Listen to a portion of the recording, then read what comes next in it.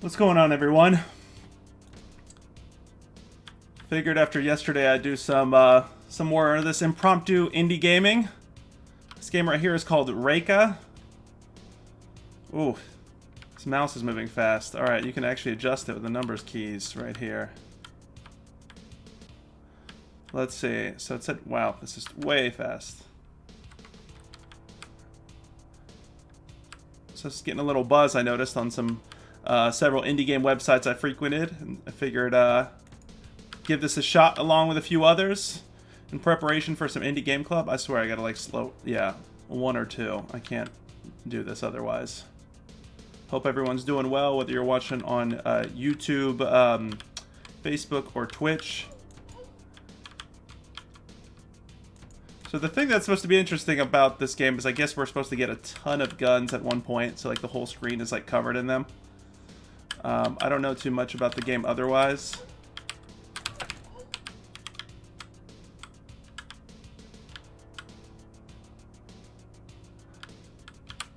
Very early 90s in its presentation here.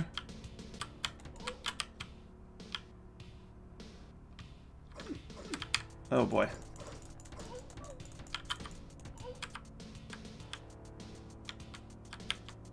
I don't think there's a use or anything else. So yeah, I actually don't know much. You know, most of these games I kind of go into blind. Hey, Nemo, how are you doing? You know, the lineup, we're going to see what the lineup is, my friend. Like, we got several games. I think I have to go around here. So this one's called Reka right here, and this was made for a game jam. Honestly, I saw some images of it on several game websites, indie game websites that I frequent that kind of curate some different lists. And this one looked interesting because at some point soon, I'd imagine, we are going to... Doesn't seem to be a use or interact key, so I don't actually know how to get in here. At some point soon, we should be able to have like 8 or 9 guns like at the same time. So it looked pretty cool just off of that image alone. But you know what? Give me 1 second, folks. I need to see if there was other controls. I'll read this real quick. Reka, the Age of Circle Strafing returns in Reka, made for the 9th Ka-Jam Game Jam. Fight through 3 low-resolution pixely levels in this authentic ray-casting blaster. Collect 8 weapons and fight various enemies. Listen to my barely passable soundtrack. Help. Circle strafe and keep some distance from enemies to allow yourself time to dodge. Mouse sensitivity, you can adjust by the number keys. But I'm assuming... Yeah, I'm assuming with these old-school games, a lot of these... Oh, there's one gun right there, but they don't have necessarily traditional use keys, so... Because I just went through my cell, right? And there wasn't even an opportunity. So you guys are going to be learning this along with me. But yeah, we got several other games lined up. It's a pretty good variety, Nemo. I hope you'll like it. I got a game called Wires, Leave Oma. Actually, let me look at the list real quick. Oh. Let me bust this out real quick. I was thinking about playing this, The Change Architect, Short Giraffe, What the Truck, Wires, and Leave Oma. So it's a good variety of different things. Hopefully you guys will enjoy those. But I need to know what the hell to do next, because this is ridiculous. I don't see any key working here, honestly.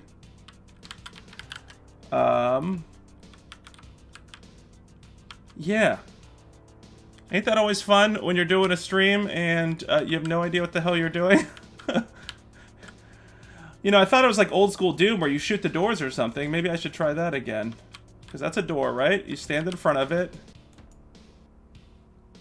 Rember, how's it going, Rember on Twitch saying, how do you hold that many guns? I know, that's the cool part that I'm excited about. And I can't actually look up or down. Man, oh, you can actually kind of turn with the other keys. So there are a few other buttons here.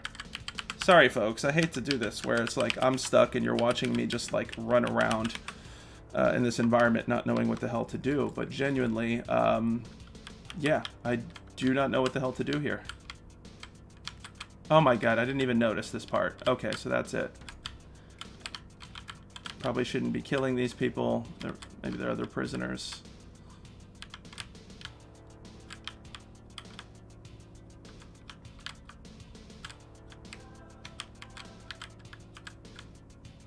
There's got to be a way to open these doors, right? I mean, is it going to be a classic keycard situation? I'm curious. But Nemo, remember, everyone, yeah, definitely make sure to check us out on Thursday. This is part of this is trying to actually finalize the lineup for Thursday. I think I have... Oh, boy. Okay.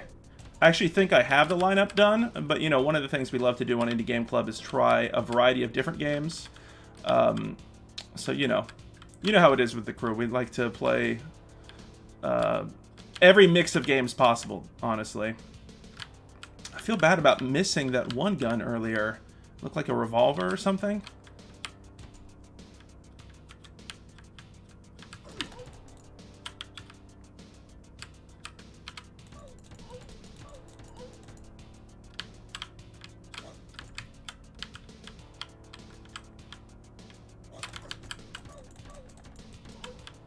Do you guys remember these days where you didn't even have to, like, aim in a reticle? Your shots would just, like, auto go exactly where you needed them.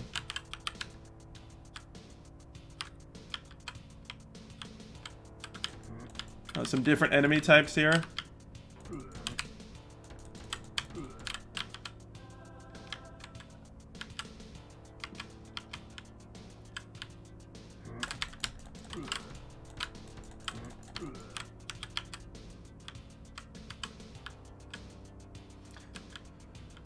Definitely before your time, remember? I feel, yeah, a lot of this stuff was, oh, we're back here to where this this gun was at the beginning. Okay, so we're making our way through this. Yeah, I mean, this reminds me of early, I mean, this actually looks like early 90s, like, you know, just above, this isn't even like build engine level for those who remember the build engine, you know, Shadow Warrior, Blood, Duke Nukem, of course, most famously. This isn't quite to that level, or even things like Marathon from the early Bungie developers, who, of course, you all know from Halo. This was definitely a period of time that I look back with nostalgia for myself. But this looks more so like, you know, even earlier than that, like Wolfenstein era, original Wolfenstein. Oh boy, okay.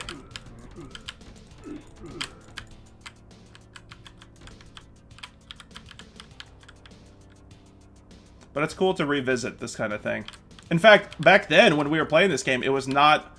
you weren't playing it with mouse and keyboard. You were playing with keyboard. So you were strictly, you know, moving slowly with your keys like this to turn and then move and turn. I think, you know, I think Doom introduced, like, kind of a free run like that. But I actually didn't start using that style play till, like, I think till Quake 2, actually. Like, even Quake 1, I was still rolling strictly keyboard. Which in retrospect is like insane that I got so adept at it just with a keyboard alone, when like you gotta have the mouse there. But it's one of those things where, like, back then you kind of just played the way others, you know, you saw others play it too. So I just thought that that's how you, like, kind of played it. It's like those memes where you see people holding the Nintendo 64 controller, like holding the joystick in the middle, you know, with their, like, with their thumb and index finger sort of thing. I actually remember seeing people, like, when I would go play, like, a demo at Walmart or something, back in the day when you could play at, like, a kiosk, like a Toys R Us or something, or a Blockbuster, I would notice people would, like, hold it weirdly like that.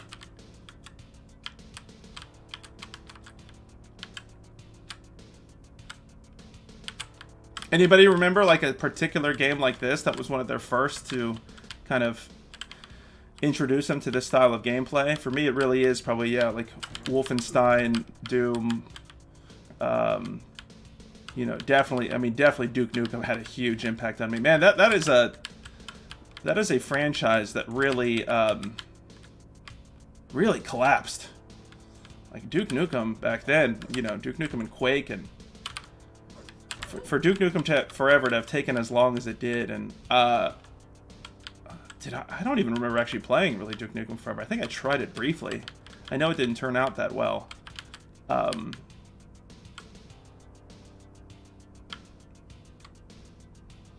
yeah, these games are definitely ones I grew up with in the kind of the mid-90s.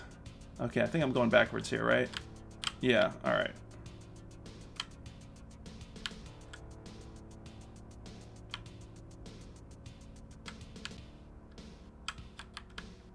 Yeah, I mean, this definitely so far feels like a straight-up homage to that sort of gameplay. I'm not necessarily seeing too much new stuff outside of this whole idea of... oh, there's the name of the jam right there. It does have the cool secret elements, you know, you can like discover some secrets here and there. But it very much sticks to like the old school gameplay formula. Which is definitely cool considering, you know, I mean, I guess we've seen a recent revival of this gameplay with the the new version of Doom that came out, in 2016? Because I remember playing, that's how I played so many first-person shooters like Quake and Unreal, and the speed of those games was just wild, especially in comparison to now. But playing this game makes me realize how frustrating some stuff was. Like right now, what I'm doing, just, you know, running around looking for the exit. Here we go. All right, that's level 1. So there's 3 levels. That was prison escape. Now this is dock danger.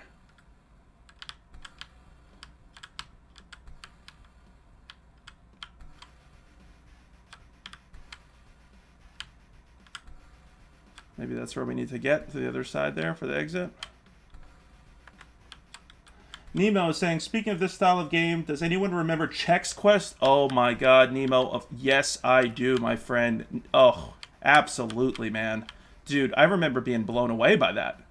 Like honestly, I think so many people did. I think that's the nostalgia of it all. Like, blown away. I think when I say blown away, I mean by the expectation of, you know, getting a free game with your checks. Like, how did that even work? Because I remember like the day I put all the time into it. I'm trying to remember how I got it. Was it actually in the cereal? Did you have to mail off for it? Can you remind me? Because man, I love playing that, and I think I was just shocked that it was actually like really damn good.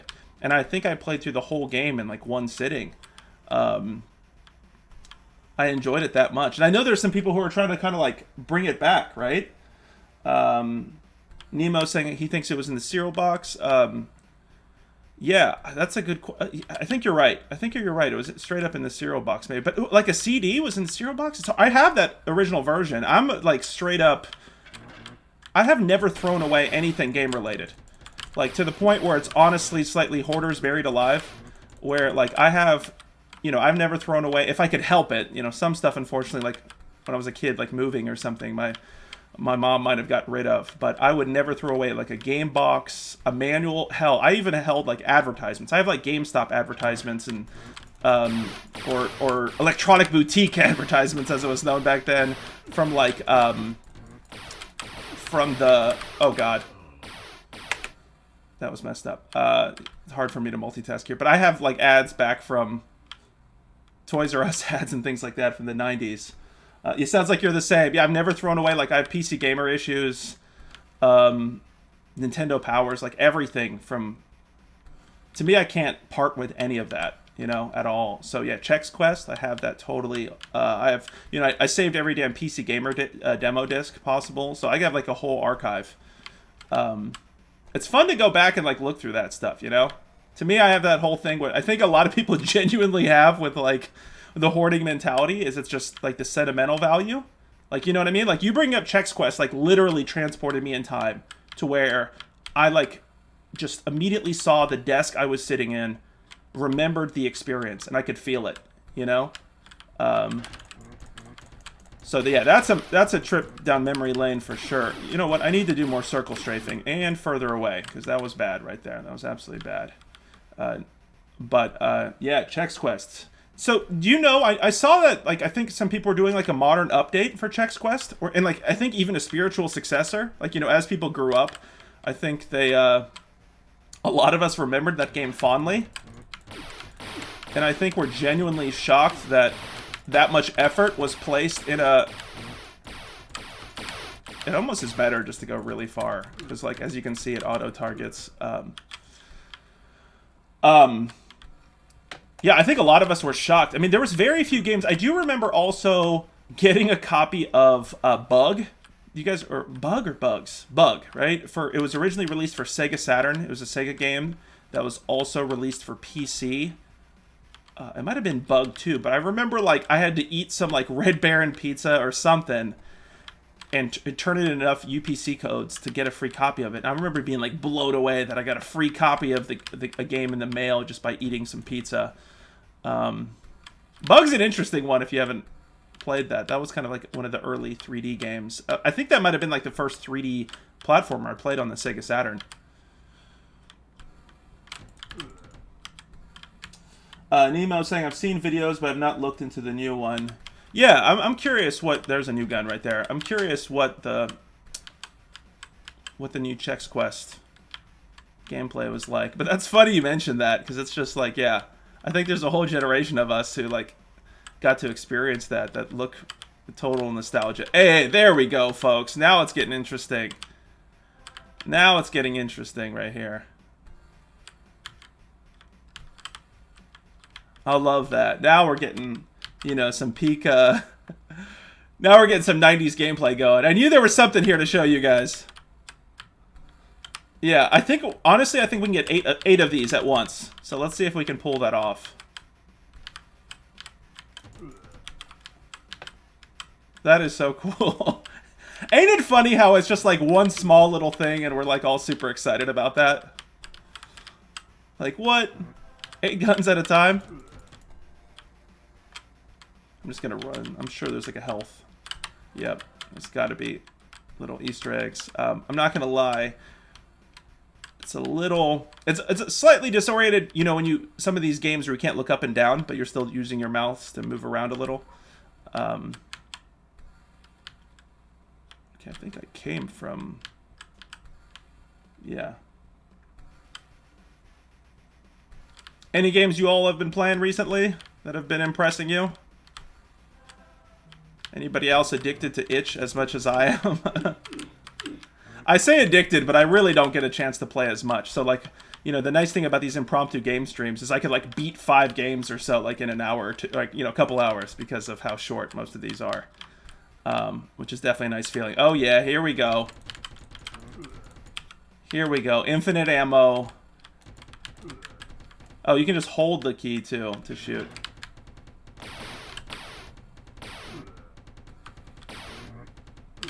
Let me see if there's anything here before I pick up that health. I heard somebody else, right?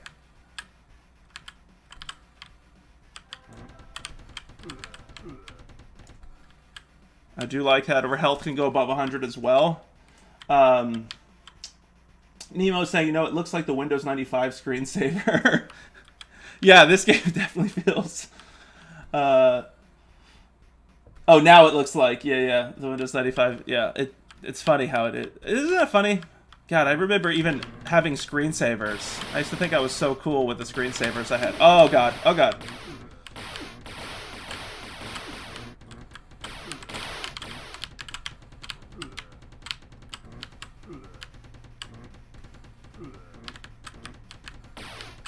I don't know why this reminded me of that, but does anybody remember those LucasArts, like, desktop adventure games?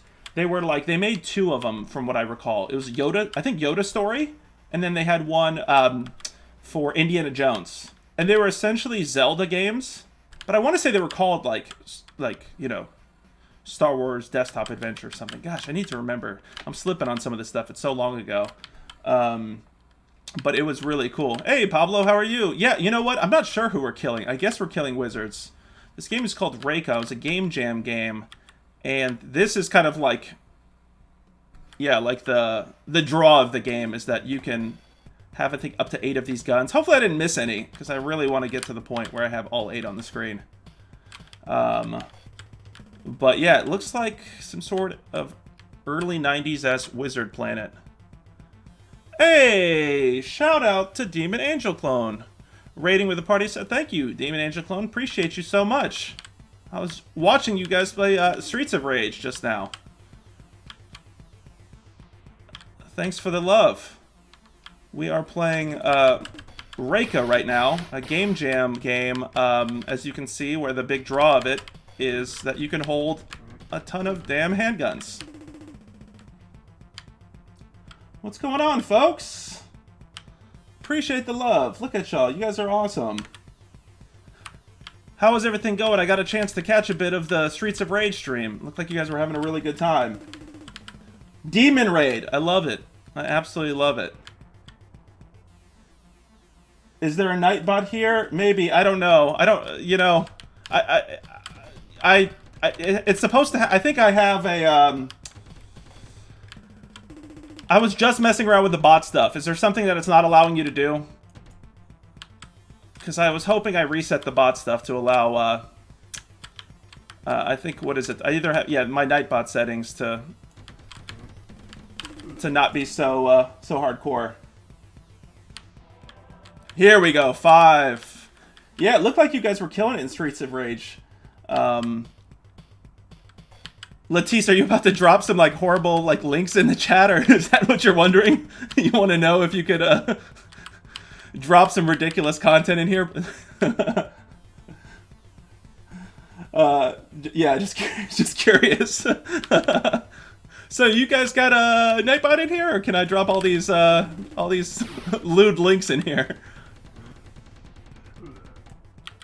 Hopefully we're gonna get the Nightbot deleted everything I said for the word goals. Oh no, did it delete something? Man, here, let me actually check real quick over here. I'm not seeing anything right here. Maybe I messed something up. Oh, not on our stream. Okay, good. I thought I messed something up here. But how are y'all doing? We were talking... Oh, I'm going backwards now. We were talking about some nostalgia for, you know, some early 90s games, and Nemo brought up Chex Quest, which had me going down memory lane. How many of y'all who just jumped in here remember Chex Quest? That was, if you are unfamiliar with it, it was a game that was actually built on early id Tech, like the Doom engine. Oh, some new enemy types here. That actually came with your Chex cereal. And believe it or not, it was actually legitimately good. Legitimately good. To the point where Nemo and I were just discussing the fact that people are actually like making modern kind of remakes or updating it or spiritual successors. Alright, look at this. It's about to get crazy, y'all. Bam! I love all these. You got this gangster grip and you got the sideways shots here. Is there any reason to actually hold a gun? You know, I don't think I've ever fired a live gun in my life. Is there any reason to actually hold this like gangster style like this? Or is that just like a cool 90s thing that Boys in the Hood taught us or something?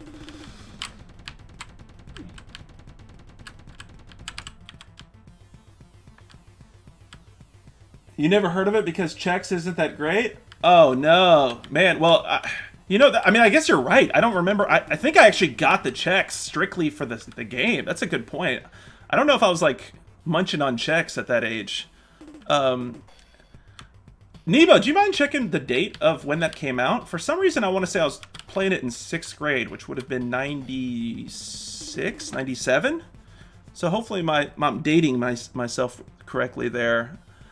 It was not a cartridge.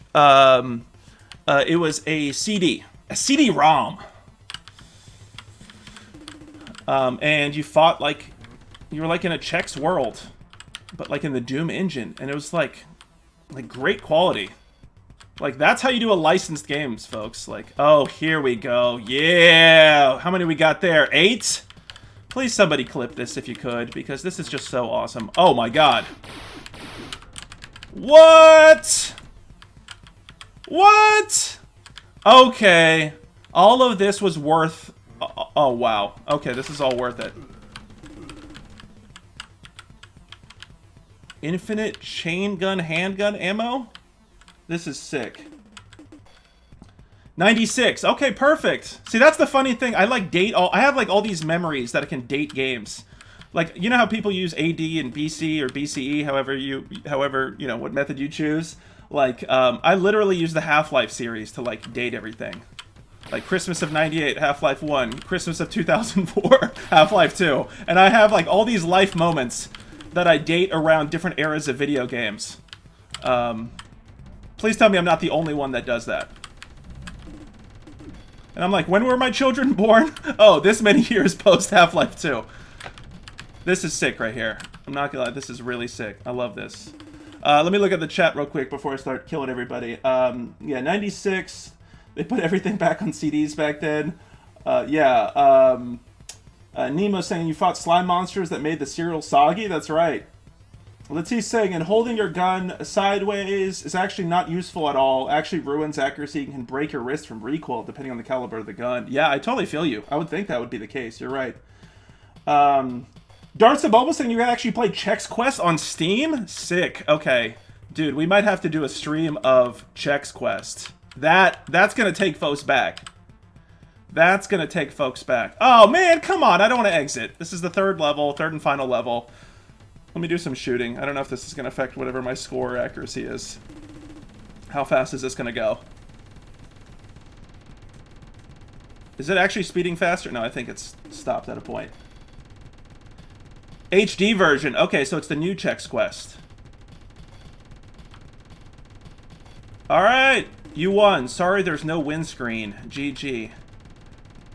Okay, that was really cool. Don't go out here. You already won. Out now. Uh-oh. Is this one of these, like, subversive things where there's actually more to the game? I'm warning you. Okay, I tried to stop you. Enjoy the bug zones. Uh-oh. Bug zones? I'm just gonna hold this the whole time here, folks.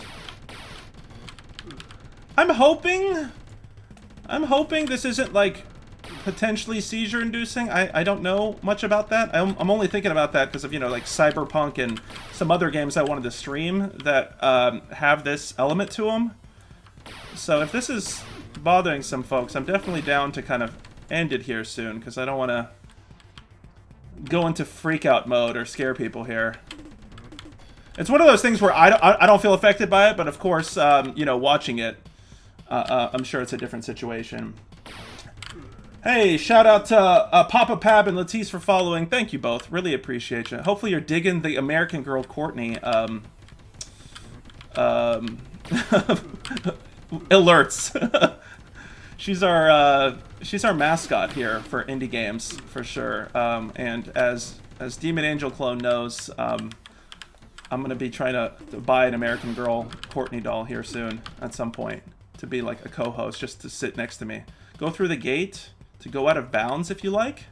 All right, cool. So we're getting a little subversive. Actually, before we do all that, I'm gonna kind of run around here and see if there was anything else I missed. How cool would it be if there was like even more guns we could collect? I don't know if we can handle it. Oh, damn. Ship shape. Oh no, I don't know if we want to redo all this. What do we think? Next game, folks? Yeah, let me switch it, because this is getting people sick right here. So that was Reika. Definitely enjoyed checking that one out. Let's see. There's this next game I've been wanting to check out here. Let me switch the capture. Give me 1 second, folks.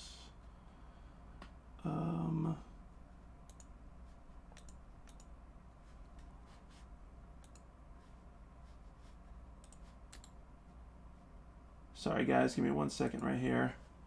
This next game is called What the Fire Truck.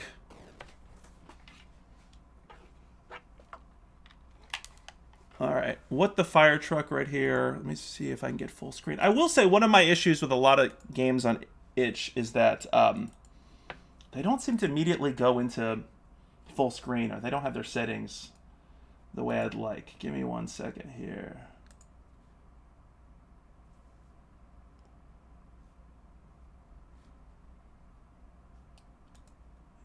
Sorry, folks. You know, I've had this issue before. You know what? I might have to switch games, because some of these games built on itch and WebGL just do not run the way I like. So I'm actually going to switch to this other one called Short Giraffe.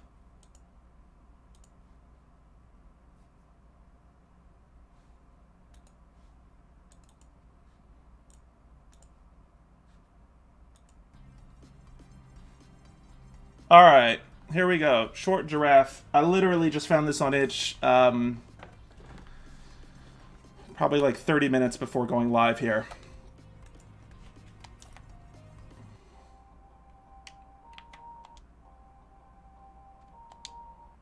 Okay.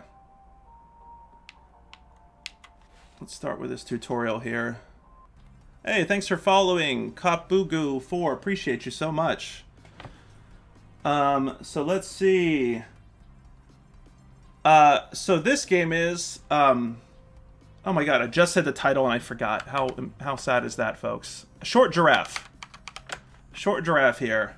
So what looks pretty cool, y'all, is that you can actually like extend your neck. You see that? Giraffe neck right there. We want to make sure... Okay, let's see. Agent G, alright, we want to make sure that you're still up to the challenges ahead. Let's start with something simple. Can you try to move forward and backward with the left stick? Okay, great. Now let's see how your neck is feeling. Give your neck a good stretch with the right stick. Oh, sweet. There we go. Say hello to your newly built cyborg neck. This model allows you to extend your neck with ease. Yes, yes, enjoy your snacks while you can. If you leave your neck in an extended position for too long, your neck will automatically return to its original length. Manually retract your neck using the right bumper. Oh, that's cool. Excellent. Why don't we try something a little more complicated? Go ahead and try to wrap your neck around that branch right there, then lift yourself up with the left bumper. Do I have to wrap it like that or no? Oh, okay. Not quite what I should have been doing, but that's really cool. Fantastic. When you're hanging onto an object with your neck, you can swing back and forth to build up some speed.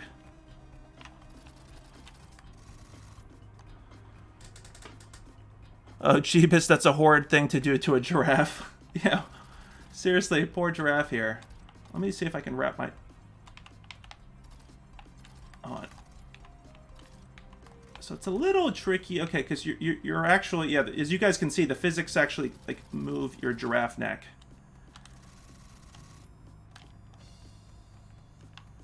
This kind of reminds me of, like, a Bennett Foddy game. Are you guys familiar with that? Like, QWOP or Getting Over It? I'm about to get... Probably, you guys are getting about to be pretty frustrated with me. I wonder if this is going to work here. Let's see. No. Okay, I'm sure there's an easy way to do this that I don't know in the tutorial. Right? Because this lifts me up. There we go. So swing. But then you can't move while you're swinging. Leticia, you were thinking Bennett Foddy games? Yeah, that's always what I think of when I think of these kind of games. That's all about like the control and the momentum.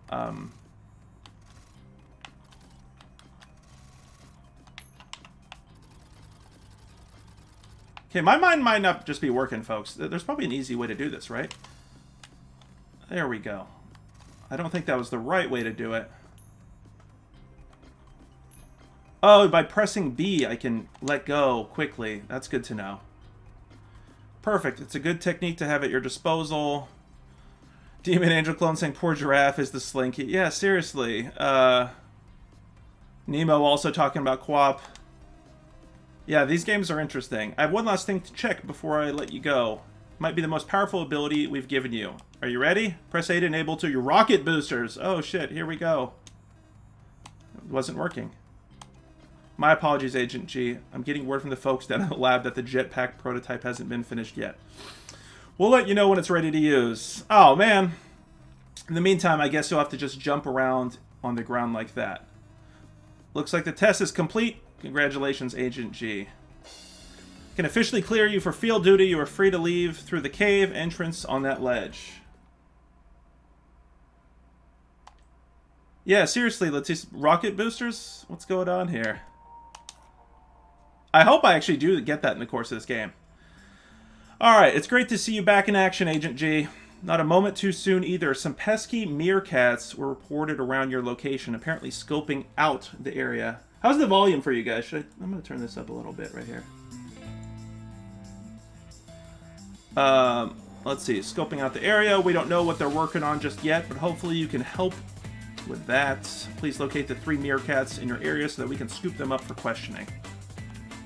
So I can jump, but I definitely don't got those rocket boosts yet.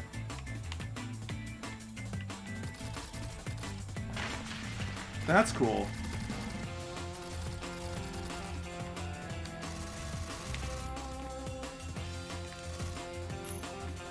That's cool. I wonder if I should go to the right first, though. Oh, nope. Let's get a meerkat. I thought you were out of commission. Gotta warn the others. I think I keep going here. Also, can I thank you for saying my name correctly? Many people try hard. Latisse, what else do they say? I'm trying to think. I want to hear some other phonetic spellings that you... I totally feel your pain, man. If my last name is one of the most complex. I used to be a teacher, in a high school teacher, and my students just called me Mr. Z because my name was too hard. I'd actually jokingly say I'd give them extra credit if they were able to pronounce it correctly. Hey, this is pretty cool.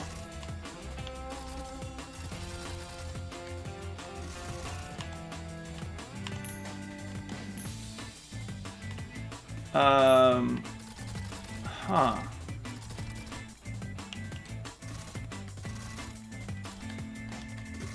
Okay, so I'm gonna do this and see if I can grab a hold of the side here. Yep. Oh, okay. Or do that. That works. Letitia's saying you... So sometimes people say Letitia, Latoya, Letici. Oh, man. I feel your pain, Letice. I feel it. I mean, sometimes it is hard for folks to, like, get... You know, if they're quickly, like, glancing at names on Twitch or whatever. But, yeah. I would hope people would see that and be able to get it. Hey, Jeff. How's it going? Yeah, break the rock somehow. Yeah, it looks like when we hit some of those green rocks, it, like, triggers an effect. What is that neck of yours? Doesn't matter. You'll never be able to stop what we have planned. Oh. Okay. So this is the part that I need to figure out the momentum. I don't know if this is the right way. It's not. It's got it. It can't be. So, you know how the instruction said B to let go? It doesn't look like it immediately lets go for me. So is it actually better to do something like this? Yeah, when you let go, it actually doesn't immediately trigger the ending of it. Normally I'm decent at this, but I'm having trouble thinking about it. Neema's saying those are some sharp-dressed meerkats. Yeah, for sure. I wonder what they have planned. Can I jump and extend? No, can't. Let me see. No, not really.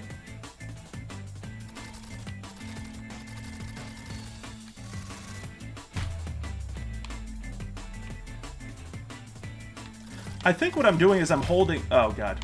I think I'm holding it, the left bumper too long. So I think if you just do this, see, like that, that's what I need to be doing.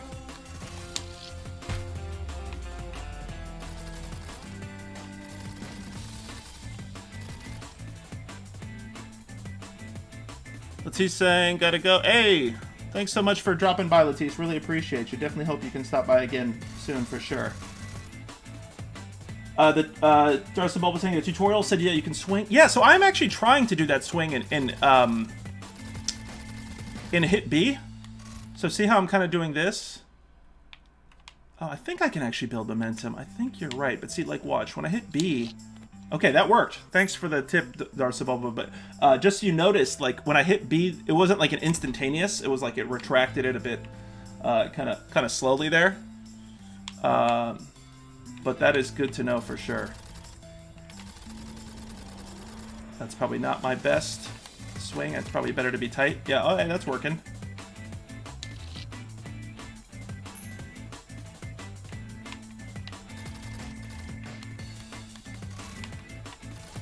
Poor Giraffe, though, seriously.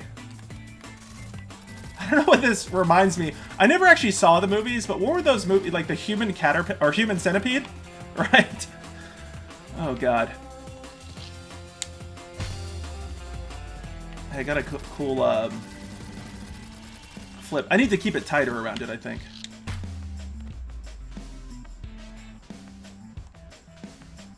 Let me see. I can't actually move it, huh?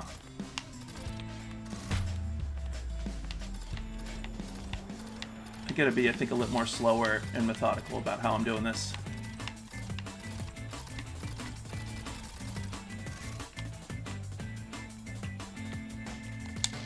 Come on. Ah. Definitely feel free to hook me up with some tips, folks. I'm all about backseat gaming here.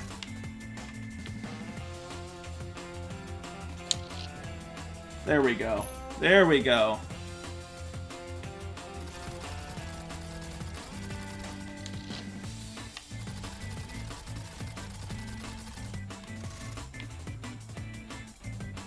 I don't think I can do this Spider-Man style. Almost. Speaking of which, if you're new to the channel, definitely check out an interview we did on Tuesday's program, where we actually interviewed a gentleman by the name of Christos Gage, who is an award-winning writer of comics, film, TV, video games. And I thought of it because we were just talking, you know, I mentioned the Spider-Man reference. He actually was one of the writers on the 2018 Spider-Man game. So if you were a fan of that and enjoyed that, you could thank Christos Gage, among others. He also wrote for Law & Order. He was one of the writers for Daredevil, the Netflix series. A lot of amazing credits. So if you're into that, you want to hear an in-depth conversation. Oh, there's the other meerkat. You know what? I might swing here first. No, I don't want to go back. Okay, I don't like that in games. Where, like, you know, you end it without realizing it. Yeah, a few more. Okay, good. It's going to give us a chance to go back. Good, good, good.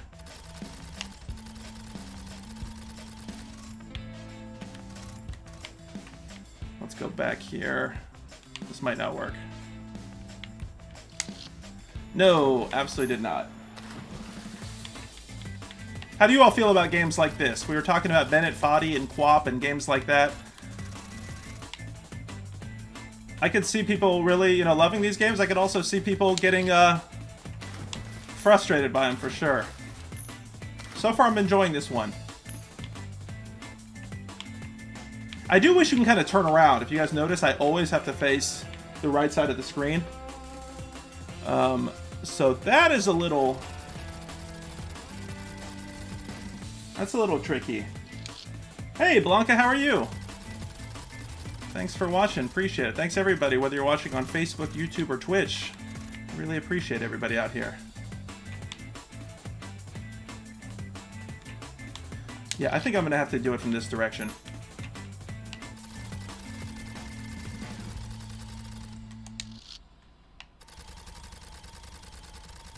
Let's try this again.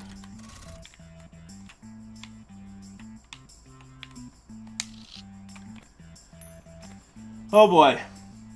Oh boy. This one's getting me, folks. I know this is just an issue of patience here. Something, if you've watched the show, you know I am not the most patient when it comes to a lot of these games. I'm going to try a larger curve here. No, this isn't a good idea either.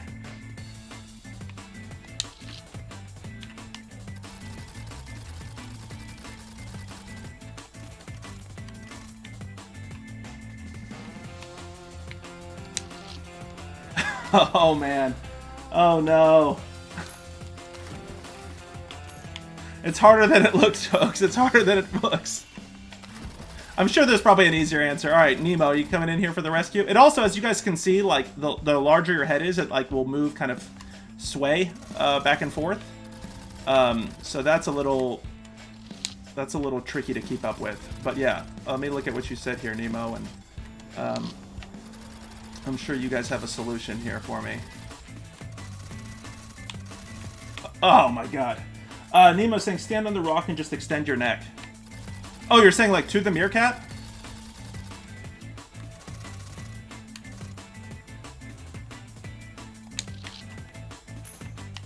You mean just like this?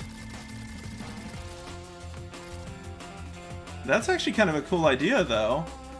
Oh, and I gotta retract before my person goes back there. Is that kind of what you're saying? And I gotta be a little careful, because you'll notice the character actually floats backwards. You guys see that? It's like moonwalking backwards here. But Nemo, I like your thinking. So it's kind of difficult because I can't just immediately... I guess I could... Yeah, I could do it backwards like that.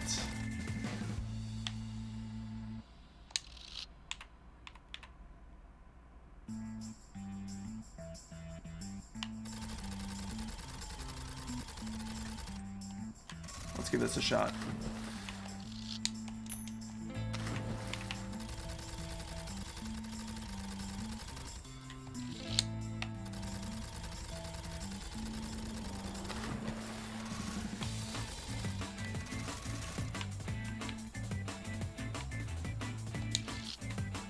Yeah, it seems a little tricky on here. These are those types of games that, yeah, I'm sure for some people it just like clicks super easy with. And I'm definitely having a little trouble wrapping my head around the physics part of it.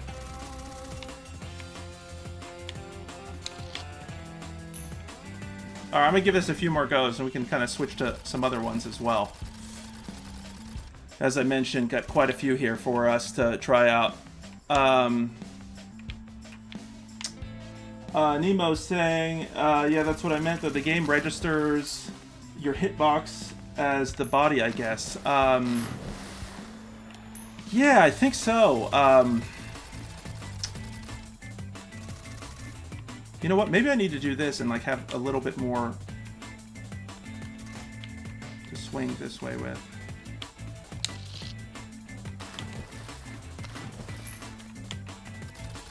It's just tough to time that release because of you having to,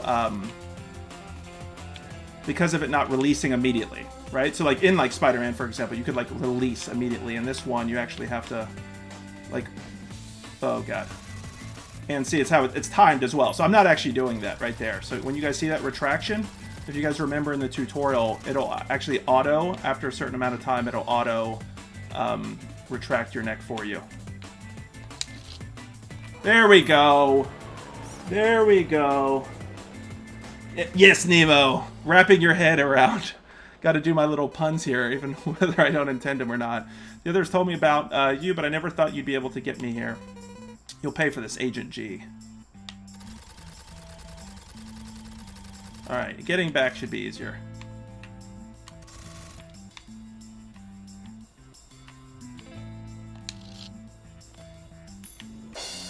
Sweet. We got all the meerkats.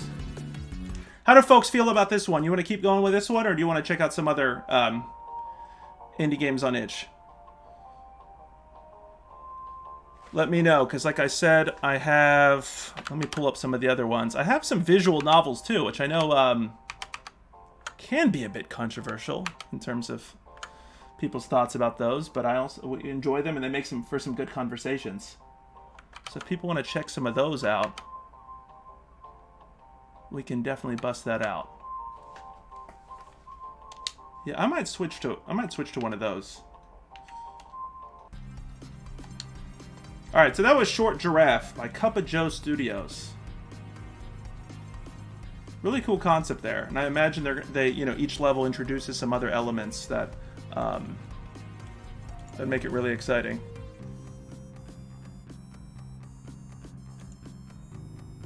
Cool. Let me jump here to another game.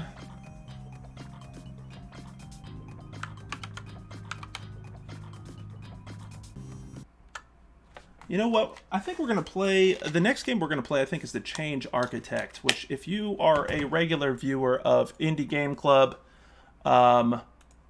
you know that we really enjoy the games from this studio. They made, so far, The Night Fisherman and The Outcast Lovers are part of this series that they've been doing. This is Far Few Giants. I'm going to launch this right here. This is called The Change Architect. Let me see if it comes up on the screen right here. Yep, okay, cool.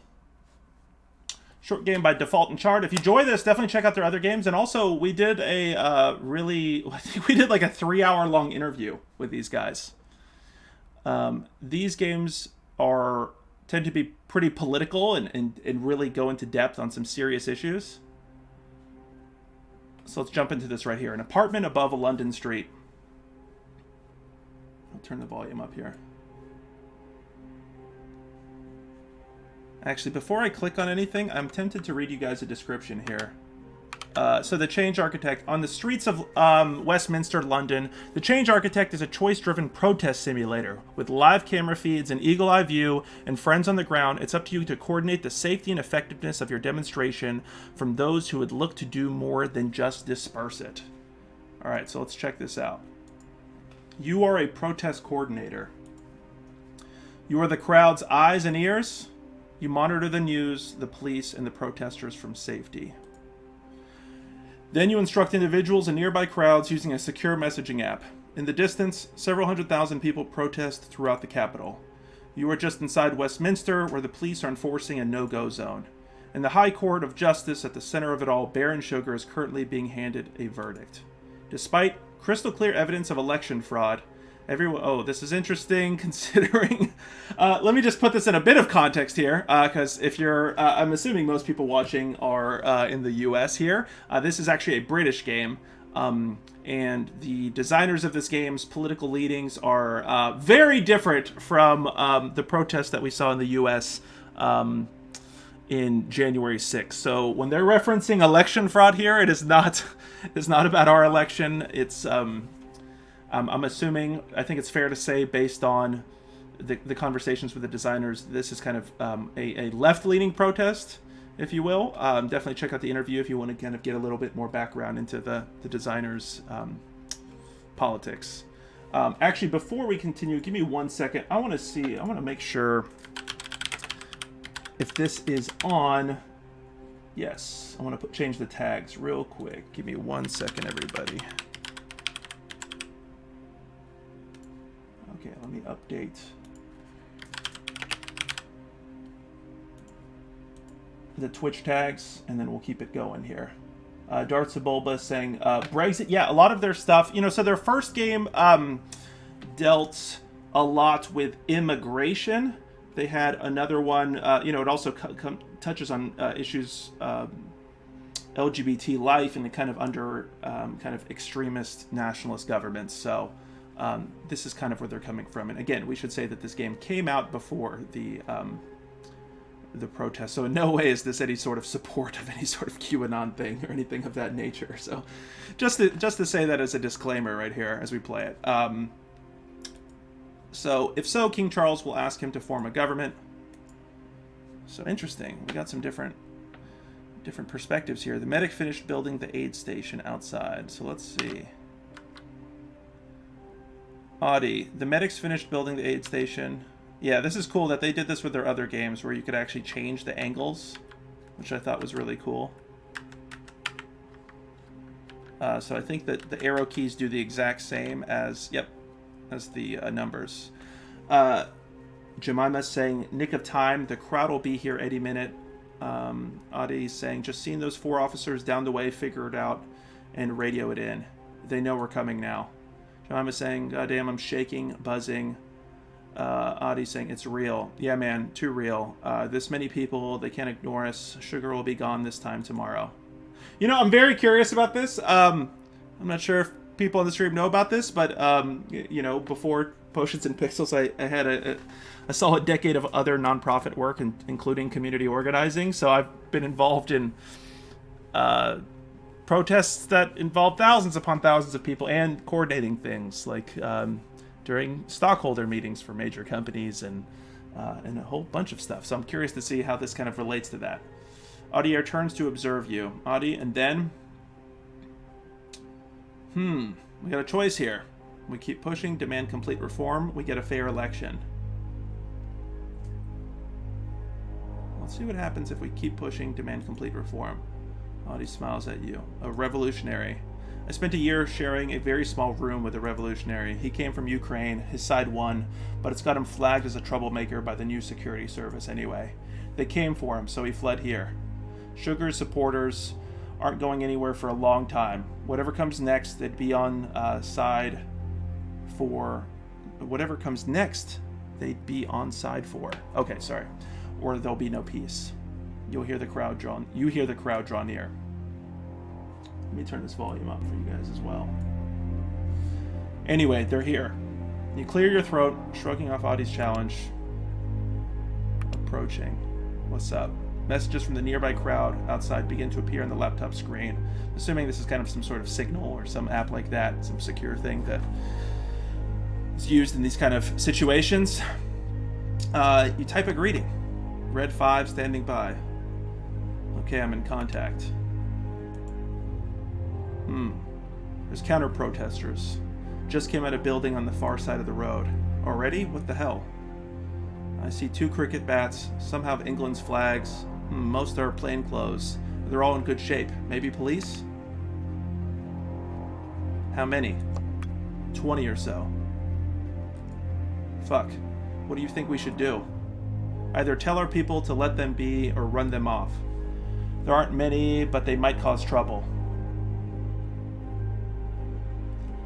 I'm gonna go with leave them alone. You know, a lot of these things, I've been involved in a lot of these protests where there are counter-protesters, and oftentimes the situation, I'd say in my experience, it's almost better to ignore or do your own thing without changing the narrative of the story as a clash, you know? Keep it focused on what you're there for.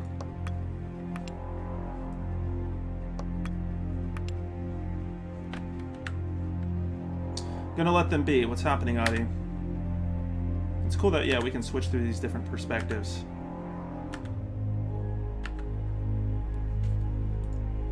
They're just milling around, jeering. Some of your people up front holding the others back so there's no retaliation. Some of the plainer ones have drifted into the crowd. You begin hearing small smashes punctuate the crowd's passive hum. They're provocateurs. What? They've started throwing bottles and bricks from inside the crowd. I'll see what I can do, goddammit. Stop anyone throwing shit? Y'all heard, shut it down. Oof. They've done in windows on a few cars, some apartments. We got some people in the A tent with injuries from glass, I think. And here come the cavalry. We got played. The cavalry, I'm assuming, yeah, the police. The police are turning up en masse, it looks like. They formed a line. Shit, there's children in the crowd. Counter-protesters are bad enough. Can we de-escalate? A maid says they've seen tanks in Piccadilly. Unlikely. Getting cray. Police are advancing, batons up. They're headed for the aid station. Oh Christ, they're gonna tear it apart. Difficult to say, but they're definitely headed for the medics. They mean business. If we charge them, it's exactly the optics they want. I'll try to get back to the computer screen. We better keep them off the medics, right? What if things escalate and we've got no water, no bandages, etc.? Of course, your hands tremble. So it looks like, based on this chat, police are headed for the first aid tent. They're going to tear it apart. Shit. Is it worth the risk? Decide. Defend the aid station, retreat, and let them take it.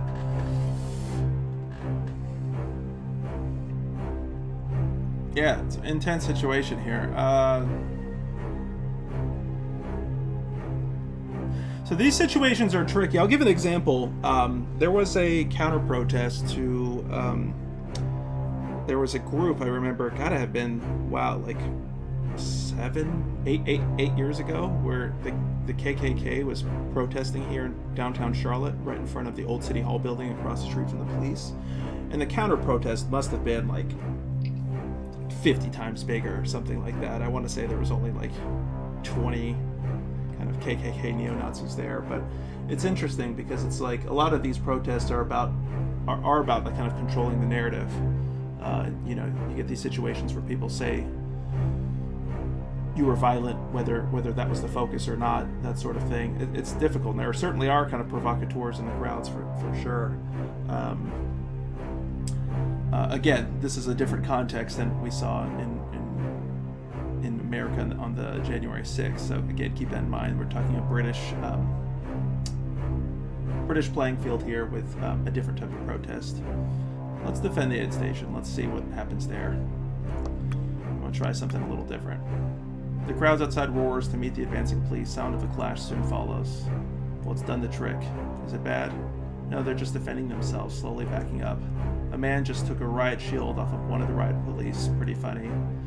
Okay, they're in retreat. The crowd's emboldened, though, giving chase. I do wish this game gave a bit more context about this situation, right? Because I think if you're going to be put in a position where you're coordinating things, you obviously want to know what the situation is.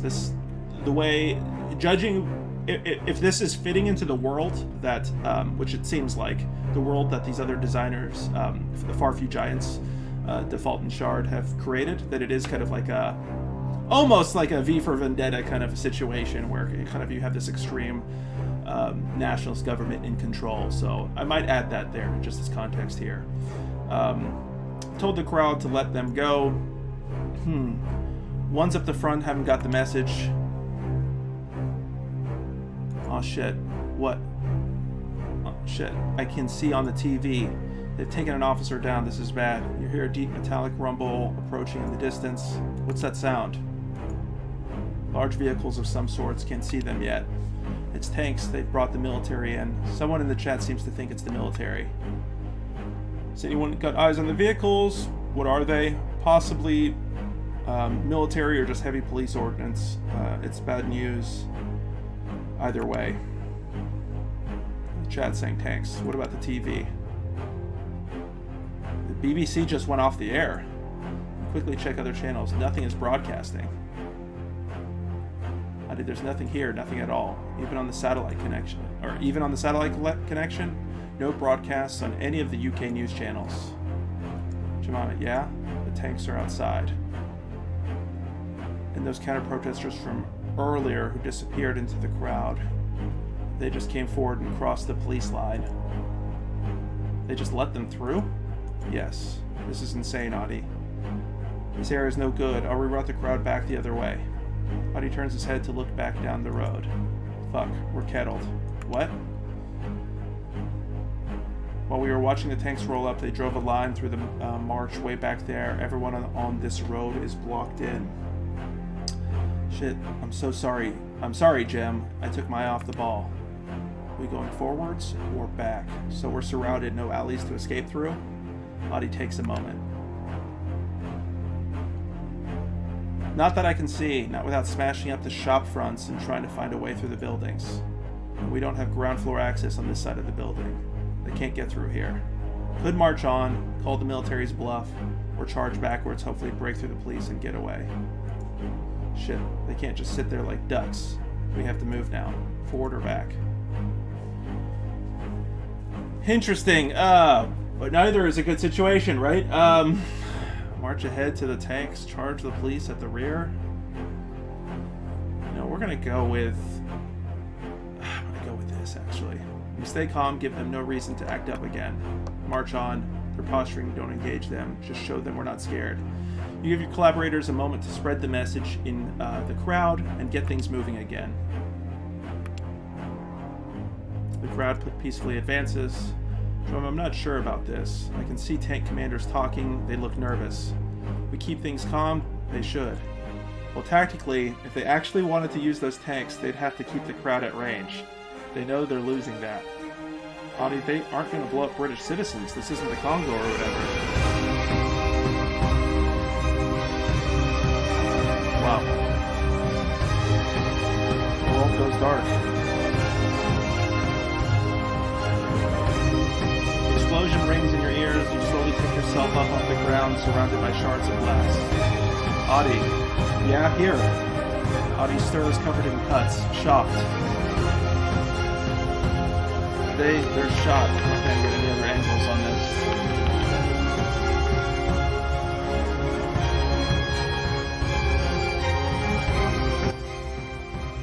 They shot the tank? They fired. Help Audie up by the window. Get behind the desk. We'll do help Audie up by the window. As you approach the window, you see that the road outside is thick with dust. It's difficult to see. Audie is shaking. You take him by the arm and help him up. Thank you. You try to take him to shelter behind the desk. No, we have to get away from the window. I'm fine. You take cover behind the desk. What the fuck do we do now? So these angles we have here.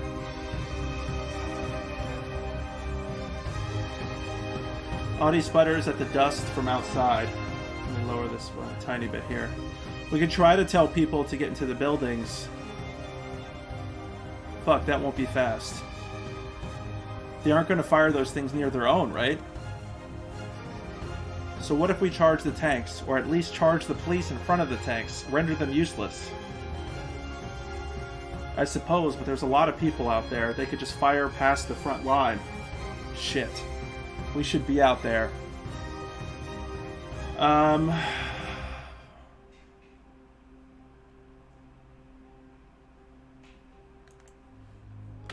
There's no other option, now or never.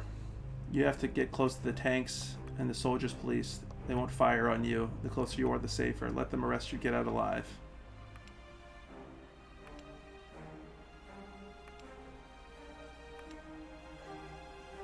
It's done. The crowd roars forwards a final time. Audie nods, deep in thought. He pulls out his phone. Audie, are you okay? Audie thinks for a second, then it is interrupted by tank fire and gunshots. Mobile internet is down. What the fuck is happening out there? You check your phone, it's completely disconnected. No signal. Are you getting messages on the laptop? I have the satellite connection, so the laptop's still connected. You pause for a moment, wait for a response. Another tank round bursts outside. Uh-oh. Are people getting these? Error. Message could not be delivered to 26 recipients. You're right, they're cut off. The tank's engines scream, now directly below. Then we're no use anymore. What's going on? Repelled the crowd back. Everyone's still in the streets. The police line's passing directly outside just below us. Fuck, it's my fault. Hold on, there's no bodies. Nobody's been hit? There's some people been hit. The medics have bandaged them. But I can't see anyone dead. The gunshots and tank fire. Blanks? Maybe. There's holes in the tarmac, though. I think they fired the tanks at empty road on purpose. There's barely any blood. Has it all been for show? Maybe so far.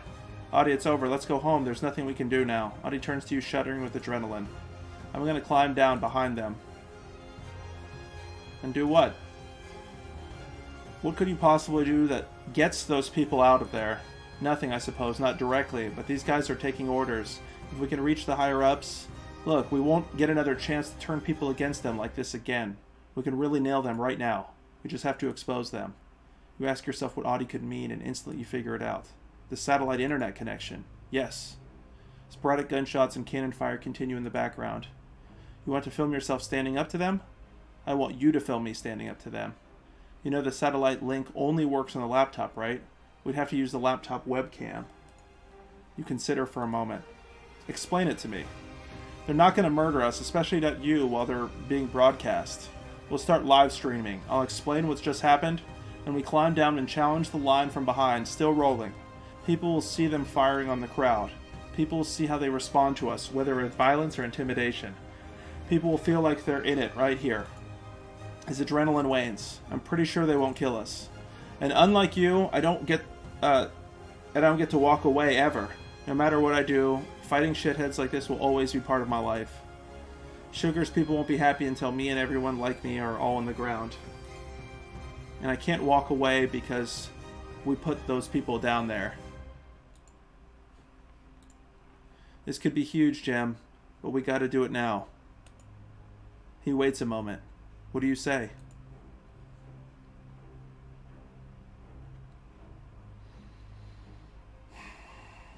Again, it's always difficult, like not having like full context in some of these situations, but let's do it. I'm down there with you.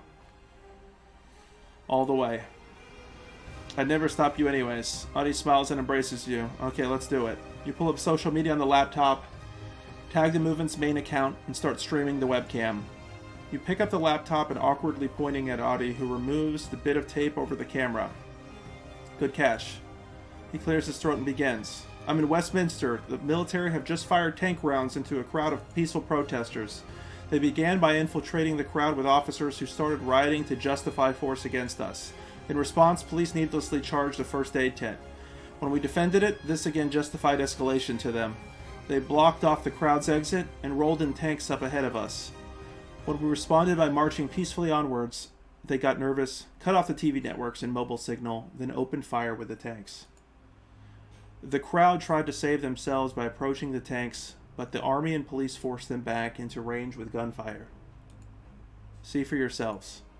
You move to the window and pan the camera across the carnage. Audie then climbs out onto the window ledge. Nimbly, he shuffles down an old metal drain pipe, then drops himself to street level. You drop the laptop down to him as gently as possible, then follow. You approach the line from behind. He opens his arms wide to show the enemy has no threats. The enemy, he's no threat. Sorry, I'm trying to get these different camera angles. They notice you and several turn their weapons to Audie, clearly terrified. You fired tanks at a peaceful march. This country will never forgive what you did here today. Back down, the world is watching. A tank's turret begins to spin towards him, lines up. From your position just behind him, the barrel is pointed right at the camera. They pause for a moment. You move in front of Audie now, recording the masked faces of the authorities. They can see comments popping up on screen. They yell at you to put the laptop down. A few officers lay down their weapons. A soldier removes his riot helmet to vomit. You point the camera back at Audie, tears in his face, terrified yet defiant. An officer grabs you from behind and you are arrested. Audie's defiance goes worldwide. There are riots in over 70 countries, decrying the treatment of migrants and failure of democracy in the UK. The footage forces the viewer to stare down these obsidian dark barrels themselves. They feel an iota of what it was like to be there. It's a call to action. The UK erupts. King Charles, the House of Lords, and the government opposition step in to rewrite the UK Constitution. Baron Sugar loses the next election by a nail-bitingly small margin. A movement is galvanized. Would you like to save your decisions from the Change Architect? This will affect the story to other games in the Sacrifices series and replace any previous save files. Yeah, let's do it. That was a question actually we asked the developers when we talked to them. Default and Shard, we talked to them about the idea of the game's the actions you take in one game affecting the other. So this is the series. So the Change Architect is part of the Sacrifices, an experimental game series that visits 7 strangers just as their lives are about to change. Back the project or play the other games here. I don't think the current Kickstarter's... Yeah, it's definitely not on anymore, but you should definitely check out their projects for sure. So that was the Change Architect. I'm curious what you all think about that while I get another game loaded up here. I think a lot of it, depends on how you feel about visual novels as well, and certain storylines. I always find their games really fascinating, and looking forward to the other games in the Sacrifices series. Again, if you want to check out their other games, it is the Night Fisherman and the Outcast Lovers are part of that series. So I would definitely encourage you all to check that out. I'm going to try something a little different here and actually check out a couple games on Game Pass, which I've been thinking that we were actually going to try, not this coming week, but the week after. Nemo saying, what VN do you like? Or I assume VN, are you talking about visual novels?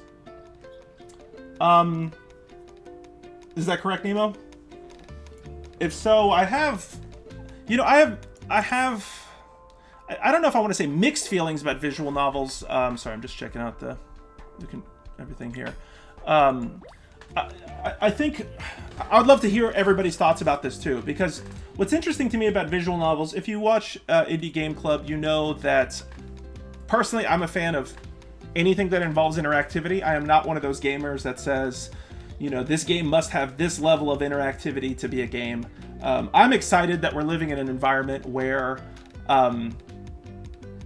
we even have interactivity. Everything from like Bandersnatch type of activity on Netflix, kind of choose your own adventure things. Even if it's limited activity or interactivity, I think it's interesting.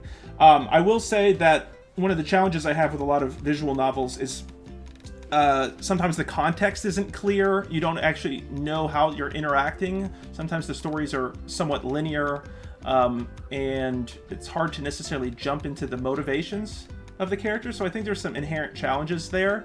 And I do wonder in some cases whether games that embrace the visual novel format wouldn't best be served by adding some additional mechanics. Because sometimes I do feel like they forego some of the mechanics that make games so great in the first place. So that would be what I would say there.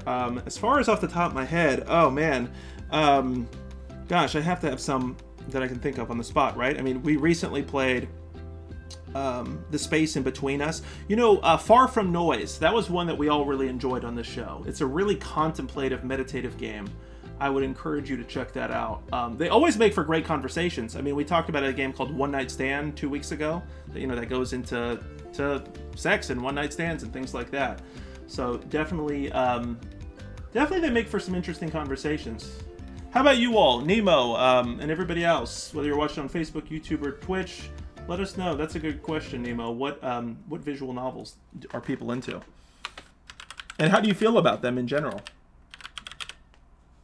It's going to be one of those things, Nemo, where I'm sure that after the stream, I'm going to come up with a ton in my head that I should have referenced. I sometimes have trouble on the spot with stuff. All right, I updated to do this. We're going to play this game on Game Pass. This has actually been out for a little bit. When did this come out? 2 years ago?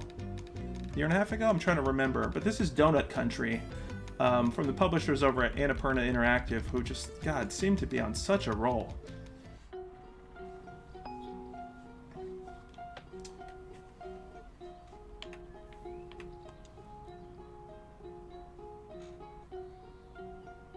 Ben Esposito presents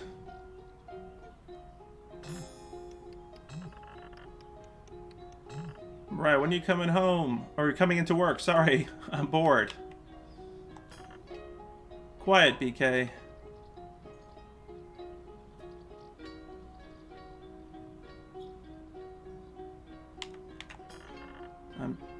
I'm dead, I've died? What is this right here?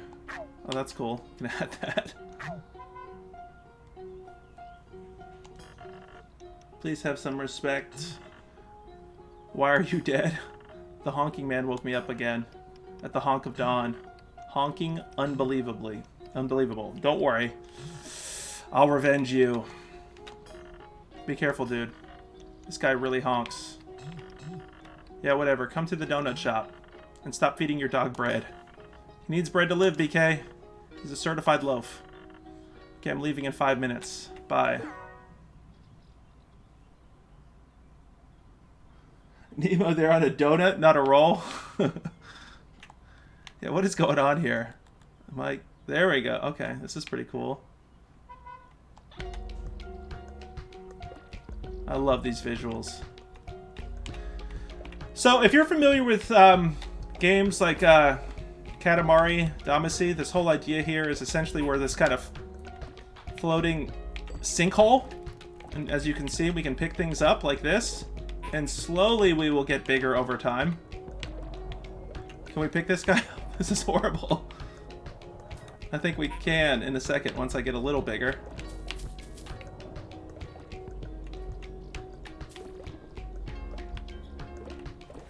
Give me 1 second here to make sure this is still running good on the stream. Yep, okay, cool.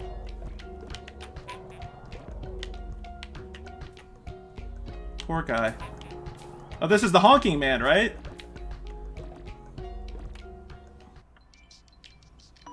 Have any of you guys played this game? I'm curious. Now we're at the donut shop. Gosh, the visuals are absolutely gorgeous. Dude, the honking stopped. Did you actually do something to the honking man?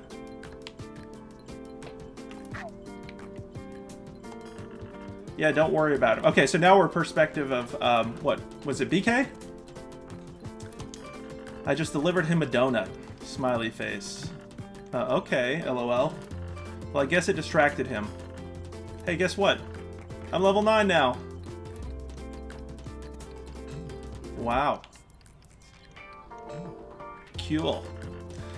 You don't get it, Mira. At level 10, I earned my quadcopter.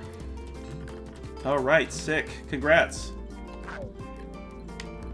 I just like doing this little duck thing. We're gonna buzz around like kings. Okay, see you soon, BK. 6 weeks later.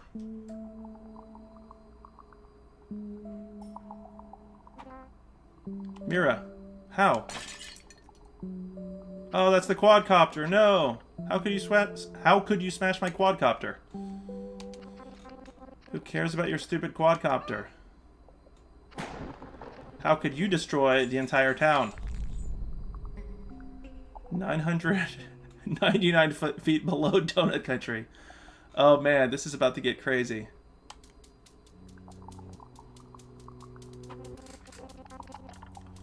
I've never destroyed anything. I'm kind. OMG, what? Use that stupid app to open up holes all over town. And now we're all stuck underground. Everything here looks fine to me. Except my quadcopter. I'm the victim. Will someone back me up here? Alright, Coco, what you got to say? Nothing, apparently. BK, it's obvious that you did it. I got swallowed by a hole right after I ordered a donut from your shop. What does that have to do? Sorry, sometimes I read so fast. I struggle. Anybody else struggle when they're like reading some stuff on the streams? Hey! And how you doing, man? Donut Country is great. Such a great indie. I'm glad you enjoyed it. Yeah, you know, this is what I've been meaning to get to for so long, and yeah, it seems like a good time. I think we'll actually probably won't discuss this Indie Game Club this Thursday, but next one. I think we're going to cover some Game Pass indie games. I know you're a big Game Pass player. Let me know what you're interested in. I know like Cyber Shadow just dropped. You know, there's a lot of stuff like Hypnospace Outlaw, Void Bastards. There's so much good content on. I still think Game Pass, outside of itch, maybe, is probably the best value in gaming. With Mira smashing my quadcopter? Potter, what happened to your son? Oh, pup. My sweet puppin' boy. He must still be up there somewhere.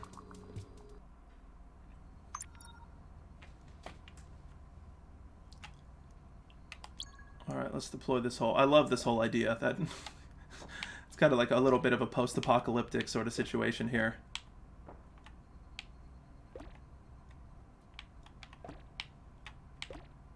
There's something just so satisfying about this. You know what I mean? It's a really simple concept. So I might not be able to pick up that, but then I can pick up this, which will get me large enough to start picking these things up. Yeah, and so what did you... what do you think about Spiritfarer? I'm curious. Monster Train, hell yeah, dude. Let's talk Monster Train. Spiritfarer, I have only played probably like 15, 20 minutes. So I need to give it more of a try. You know me, I'm not going to judge a game before I really fully give it its, you know, give it a full opportunity there. But yeah, Monster Train. So I'm assuming a lot of people watching the stream have played or heard of Slay the Spire, a really amazing single-player deck-building game that really took the world by storm, what, kind of latter half of 2019? And Monster Train, if you look at Monster Train, you will almost immediately think that it's from the same developers. My understanding is the developers are all actually like friends with each other, so it's not like a rip-off situation. But if you played... hey, Bonsai Boys, how you doing, my friend? But if you enjoyed Slay the Spire, yeah, you need to get on Monster Train. Now, the biggest difference in Monster Train is that you can imagine Monster Train is actually like levels. So you know, Slay the Spire, you're on a horizontal plane. In Monster Train, oh, this is wild. This is absolutely wild here. In Monster Train, you're actually on a train that has multiple levels. So you actually have to deploy your monsters on each level of the train, because the top of your train...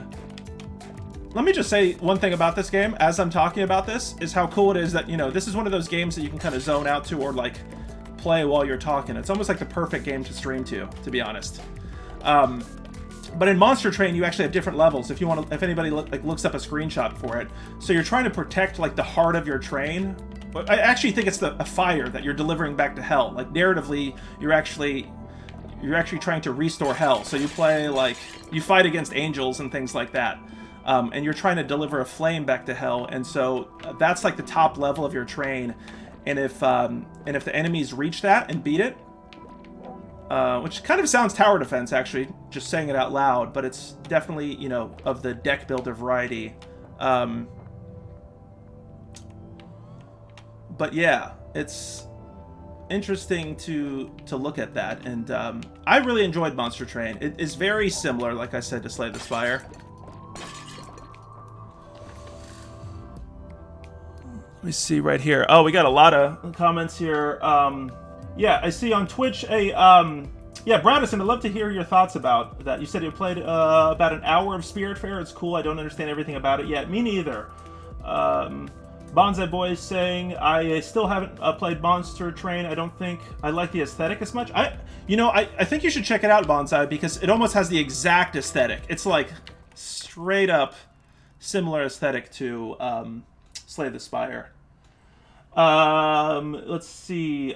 Nemo saying, I think visual novels do benefit from a degree of interactivity, even if it's just a few dialogue options that don't make a lot of difference. Yeah, I feel you. Yeah, I definitely think where possible, more interactivity. I think that to me is like kind of the side of gaming I'm on, that if possible, more. I'm definitely not going to diss games that have limited interactivity, but I definitely want to see more of that. Bonsai Boy saying this inverse Katamari. Yeah, that was what I was mentioning at the top. It's like a very Katamari-esque. I don't know if I would say inverse, because I guess, yeah, you're a void. The voidness is increasing, but yeah, you're definitely increase in a way to where, like, the context of what you're sucking in or piling on in Katamari's case is very similar. Bradison saying, yeah, it's kind of like a TD card builder. Monster Train, that is. Can you remind me what the acronym TD is? I'm a big fan of deck builders, so I assume I know what that is, but I can't off the top of my head. Sometimes I lose my train of thought with all these acronyms. Whoa, look at it. Oh, that's cool. So because of that, we're picking up this flame here. Tower defense. Oh, yes. Yeah, it feels like that, right? I mean, I think the biggest thing, if you're new to a Monster Train, this is really cool. I guess the biggest... Oh, this is really wild here. If you've already played Slay the Spire, this is so cool. Then you know exactly what to do with Monster Train. The only advice is that, like, where you position your units, the alignment matters, because your opponents will attack the frontmost unit. So keep that in mind. That's the number one piece of advice for those kind of matriculating over from Slay the Spire over to Monster Train.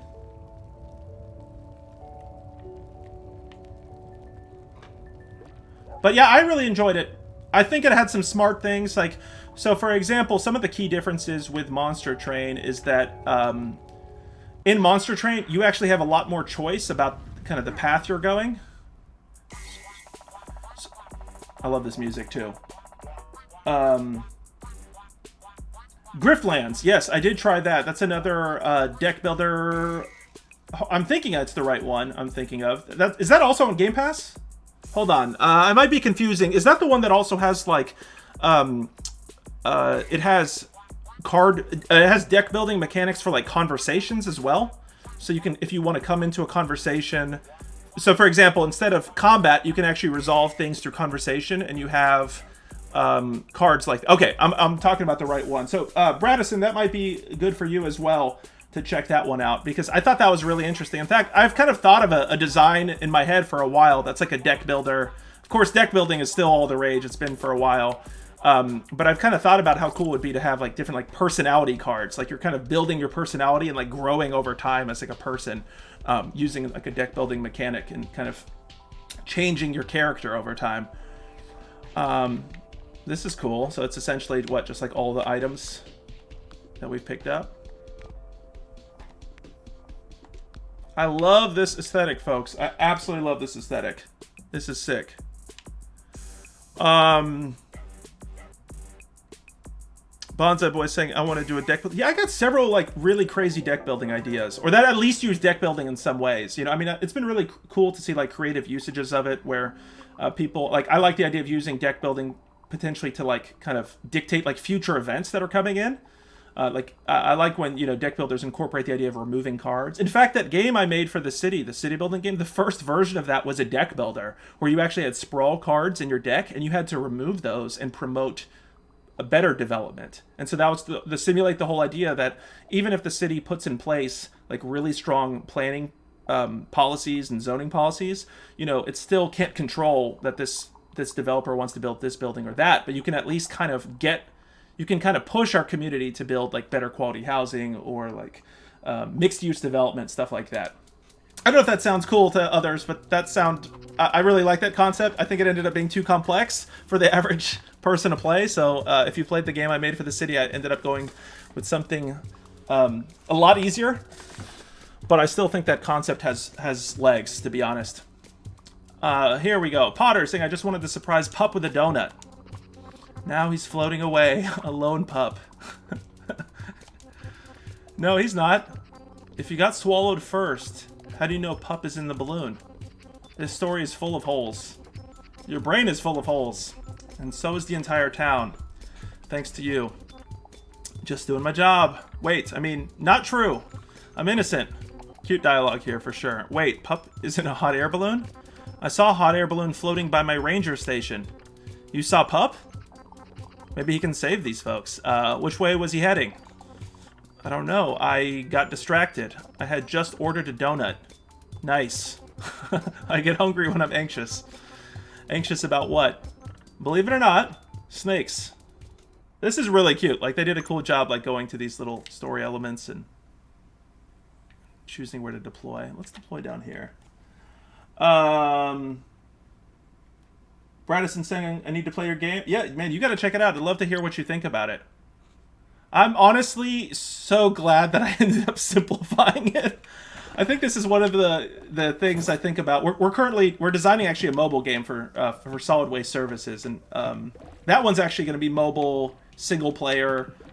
You know, you can play the whole game in just a few minutes. So I think you know the audience and what you're trying to communicate plays a big part. But man, thank God I ended up simplifying stuff. Because on the low, I'll say this here as gamers, like.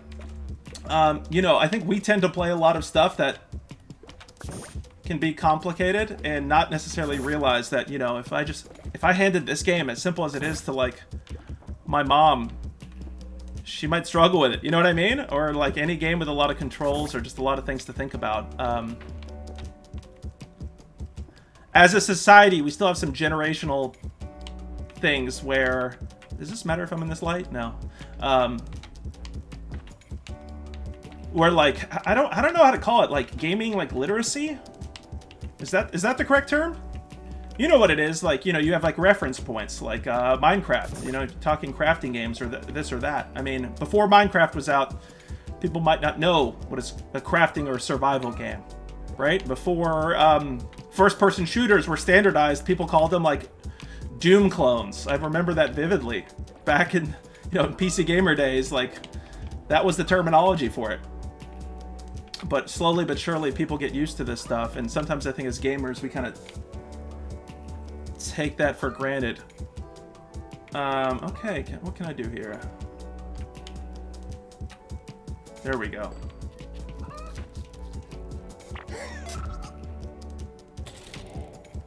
Snake danger!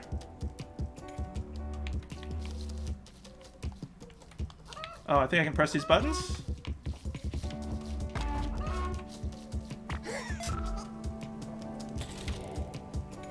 I'm curious, Bradison and Bonsai Boys, I'm curious what other deck builders you got. Did you guys get into deck builders when they started becoming more popular in the digital front, or do you guys play them in, you know, physical form? I think that's always interesting too, because I've been very fascinated to see how much deck builders have grown on the single player digital side.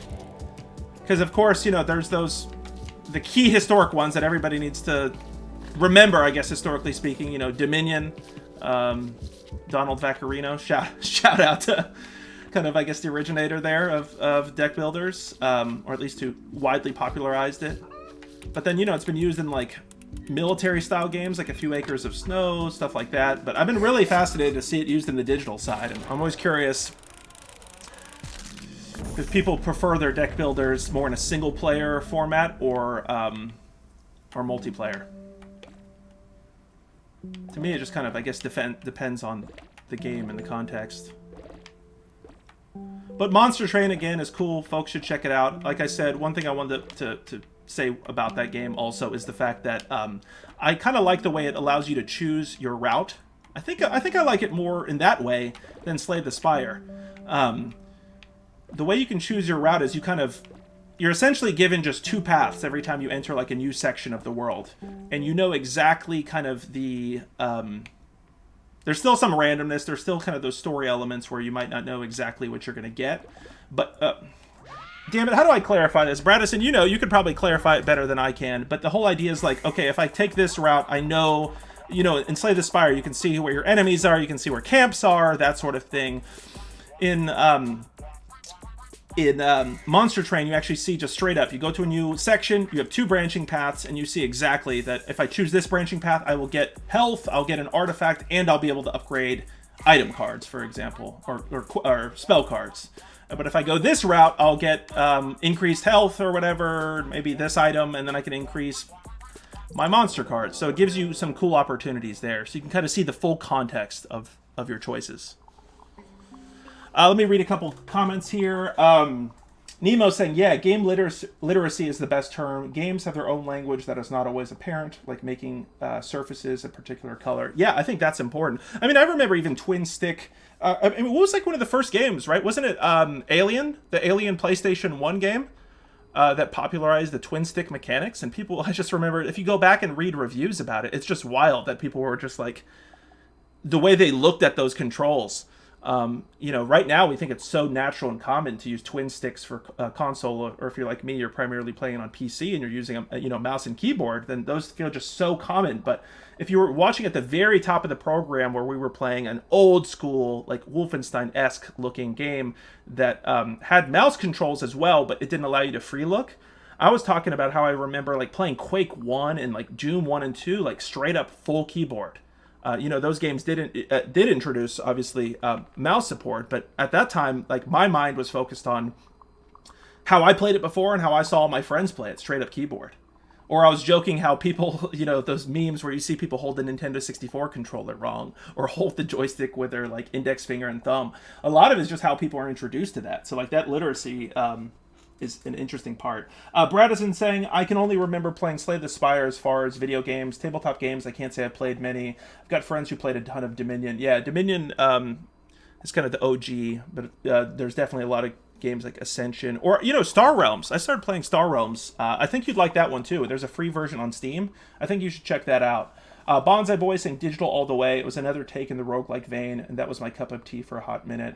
I feel you, Bonsai Boys. I would say definitely check out the multiplayer games, though, because, like, as excited... that's the roots. The roots are certainly in the tabletop side, and I would still say, like, way more games are being released, or have been released, deck builders for tabletop, although digital gaming is quickly probably going to surpass that because of the single-player experience. But the multiplayer experience is something really cool, because you can kind of control, who gets what, block people. It adds another layer to it that I think is really interesting.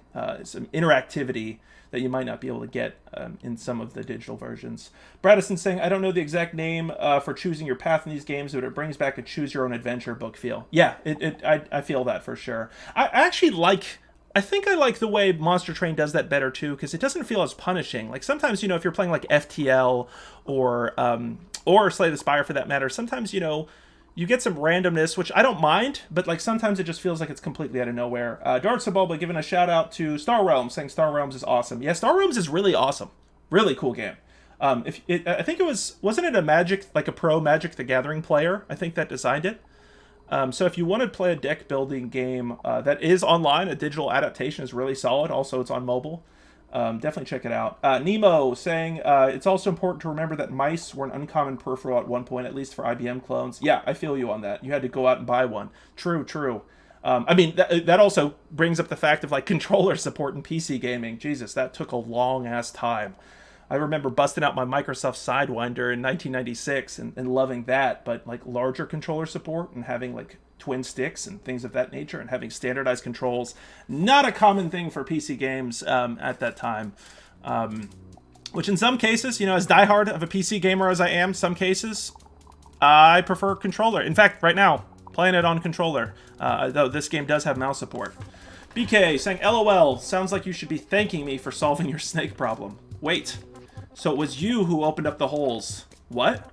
No, I'm just saying, whoever did it was totally doing you a solid. I love BK. BK is probably a really cool and nice guy. Did anyone else see Pup? Yep, I saw Pup. With my telescope. You mean my telescope? That's what I said. My telescope.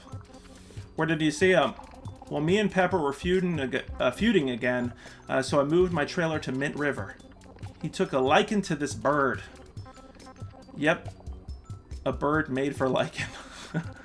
I was admiring this bird till I was hit with a hunger. So I ordered a donut by way of this Donut Country app. Donut County app. And the hole came.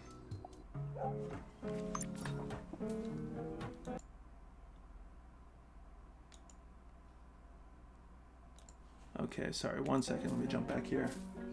Let's see. Nemo's saying, and the drivers. That was such a headache. Oh, God, you were right about the drivers. You know what? I'm going to say this about that era of PC gaming. I actually look fondly back at that era. Oh, there you go. You can see I was hitting the mouse there. I look back at the era. I feel like it's a rite of passage, somewhat. Anybody else feel that way? Anybody else, like, look back fondly? Maybe it's just nostalgia. Maybe, you know, if you transported me back in time to the mid to late 90s, I would not be saying the same thing. I'm sure some moments I was ready to, like, take a sledgehammer to my PC. But there was something about getting your game working, right? Like, I don't know. Is that just me? Like, the act of getting your game to work was actually part of the fun. You know what I mean? It's like people who soup up, I mean, right now, getting higher performance out of PC gaming, that sort of thing. But sometimes just, oh man, I remember like Sam and Max Hit the Road, the sound wasn't working. Or this game, the original Deus Ex, one of my absolute favorite games of all time, easily top 5. I don't know if it'll ever leave the top 5, honestly. I had this like weird-ass graphical issue. And just like taking a long-ass time to solve those felt so satisfying. And that's gone now. It's probably for the best. We obviously want to spend more time actually playing games than figuring out how to get them to work, but I don't know. I'm just waxing nostalgic about the old days because I feel like there was something there that has kind of disappeared. Let me know if you're in that boat with me. You know, these newer kids don't necessarily know that. I mean, like, I will be the first to say I'm blown away with how young people can operate things. Like, my daughter at 6 years old can operate an iPad better than I can. Straight up, honestly. The way she's able to, like, for virtual school, go back and forth, copying links, like, getting on calls. It's, like, incredible. But also, like, this generation isn't that savvy at using a mouse, for example. They're much better at using touchscreen than they're using at mouse. They don't necessarily know how to like do like stuff on Windows, right? In the same way we do. And maybe that stuff's gonna go away, but you know, I don't know. Nemo saying nostalgia is such a layer. It was memorable because it was such an effort just to get a game working. Yeah, I feel ya. I feel ya. And right now, it's definitely a lot better.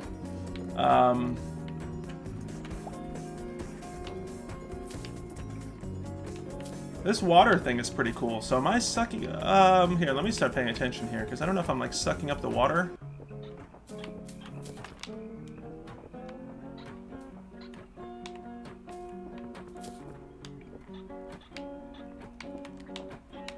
I threw a brick up there. I hope it's not a situation where you have to get, like, every item, because that brick definitely threw up all the way over there.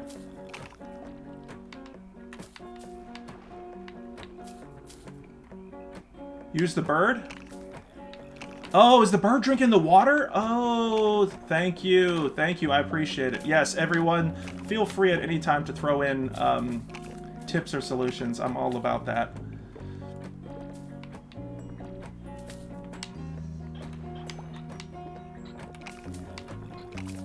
Bam! Oh, the bird is permanent. Bird's got a good situation. for Donut County here.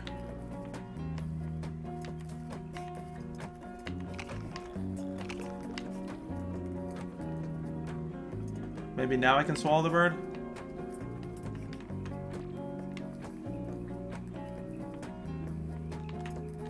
Huh. Please tell me that brick. If you guys see there's a brick right up here that's like got stuck. Please tell me that's not the last thing I need to get. Oh no, it's the bird.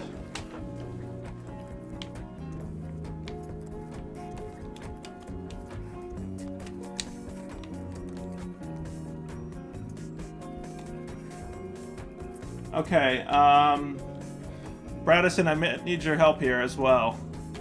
Because I'm not seeing what else I can pick up. It's that damn brick. I'm telling you guys, it's that brick over there that I should have been... that I somehow launched up there. It might be the brick. Yeah, I'm thinking it's the brick. Okay, we might have to Can we restart this level alone? Yeah, restart the level. Damn it! Alright. So that's the tricky part about a game like this in 3D, is that you might actually end up launching things when you can get multiple objects to interact with each other. I feel like I can't be the first person that has kind of experienced a glitch of that type. This also is giving me strong Untitled Goose Game vibes. Nemo saying, your game is bricked, man. Nemo's been coming hard with the puns today. I love it. I absolutely love it. Yeah, anybody... yeah, Untitled Goose Game, obviously visual-wise, and just kind of, I don't know, relaxing vibes. Another game that I absolutely loved and enjoyed. I think on Indie Game Club in, not this week, but next week, we're going to cover some more stuff on Game Pass. Curious what else people are playing on Game Pass. We heard from Bradison and Bonsai Boys that they are playing, Slay the Spire and Monster Train and Spiritfarer. Have any of you guys played Cyber Shadow yet? Or is it Cyber Shadows? I gotta check. That's the newest game from the folks at Yacht Club. Folks who brought us Shovel Knight, of course. Which I don't, if I'm not mistaken, I haven't read too much about this one yet. I don't think it's the actual developers of Shovel Knight. I think it's more the publishers, if I'm not mistaken. But I'm curious about it. Bonsai Boy saying, playing Yakuza. Hey, how are you enjoying? Man, Yakuza's like one of my... It is easily at like in my top 5 or so, top 5 or top 10 list of games series I want to actually go play and go back and fully play through. I have not played nearly as much Yakuza as I want to. 0 is probably the one that I put the most time in. Yes, Bradison, you were right. You were right. It was that damn brick. Oh, man. Bradison saying not yet. Yeah, Cyber Shadow I think came out last week, right? I think last week. I think Wednesday. I'm very curious about playing that. It's very strong Ninja Gaiden aesthetic and gameplay style. I'm curious about this leveling system because I'm assuming since you have to pick up all these items to move forward that everybody at this level would be at this experience point mark. I'm not sure. Bonsai Boys saying, oh shit, Yacht Club. Yeah, Yacht Club's got some awesome stuff. This is my first entry, and I love the RPG format for this one. Which one are you playing? Bonsai Boys saying also, oh, LOL, this does look like something they would make. Yeah, it feels, Cyber Shadow feels strong Yacht Club Shovel Knight vibes, for sure. Wow, so are you saying you're, like, in love with a bird? Yep. Is that legal? BK, it's not about the bird. It's about the bird. Mira, it is about the bird. You're hopeless, dude.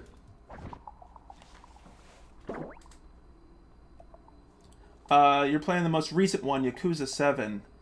Yeah, how do you find the... I haven't played 7 yet, so I'm curious as far as how you find, like, jumping into it. I think they're all made in a way where you can jump into them without really having, like, that full-on backstory. It's not like you gotta go Kingdom's Hearts 2.5 HD remix, all that stuff with it or whatever. Curious what you're thinking about it. The coyote! Hopeless. We're all hopeless now. Coyote, I thought you moved away to the desert. I did. BK must be targeting folks who are down on their luck. Coyote, you're the original owner of the Donut County donut shop, right? Yep, but it went out of business when the raccoons moved into town. I sold the raccoons the shop and moved out to the desert. Oh no, I'm sorry, Coyote.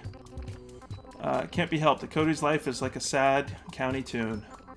I made a modest living selling vegetables. Suppose it was my way of giving back to folks.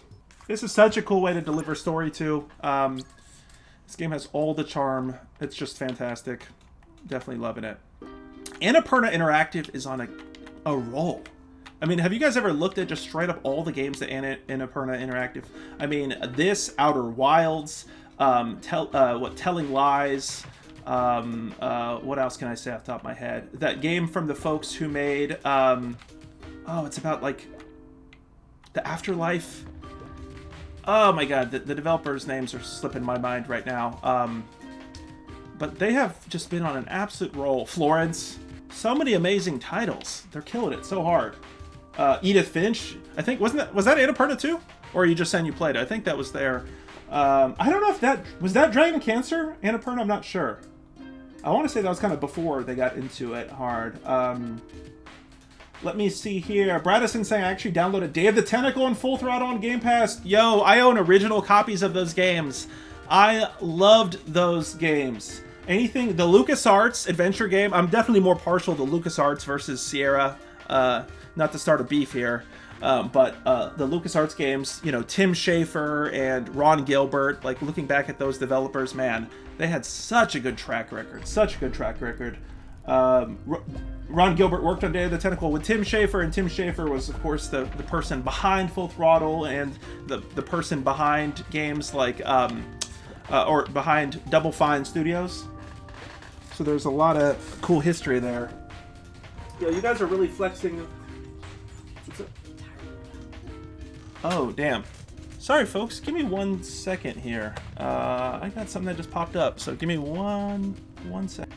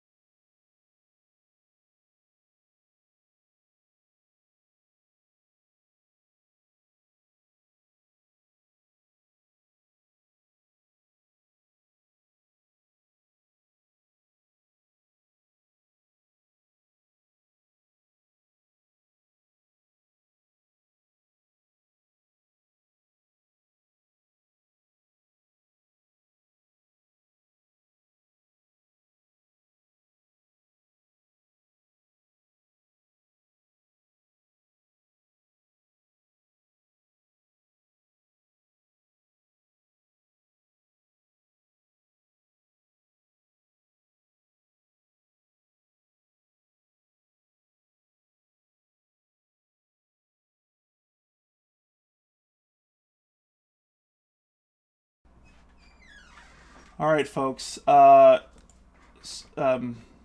Sorry about that. I may actually end up having to jump off here soon. My wife's tire busted, so we're trying to figure that situation out right now. So I may be jumping off here in any second or talking to her. Yeesh. Okay, she's safe. Everything's good, but we're yeah, figured all that stuff out. So yeah, I got that on my mind now. It's gonna be tough to switch gears here, and I'm probably gonna have to switch off it in a second before I go all the way. Yeah, all that good stuff. I see a couple of comments here. I still haven't played Edith Finch, man. I really want to play that. I'm a huge fan of that style, and I'm trying to remember the developers of Edith Finch. Didn't they have another game of that type that came out before? I'm trying to remember. And I still haven't had the heart to play. I own that Dragon Cancer, but man, I just haven't been able to do it. I don't know. I just know that's going to be a hardcore experience, and I'm just having... Yeah, I don't know when to plan for that one. So that was... Was it that Dragon Cancer or Edith Finch that was Annapurna?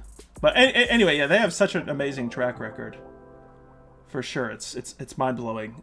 They're doing something right. I think they're doing something right on the movie front and the game front, which is pretty mind-blowing. All right, sorry, folks. Let me pause it again real quick right here.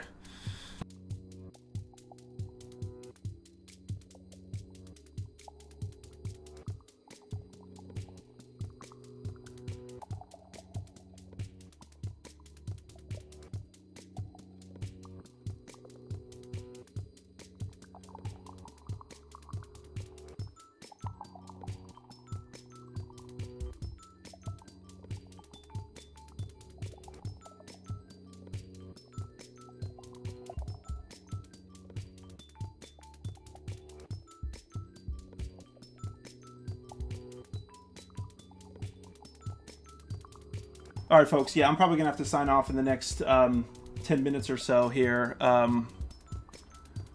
Just do another level real quick. Anyway, that's my sad story. BK, don't you have something to say to Coyote? Yeah.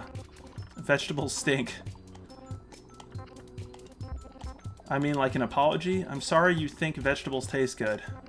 BK is the character right here.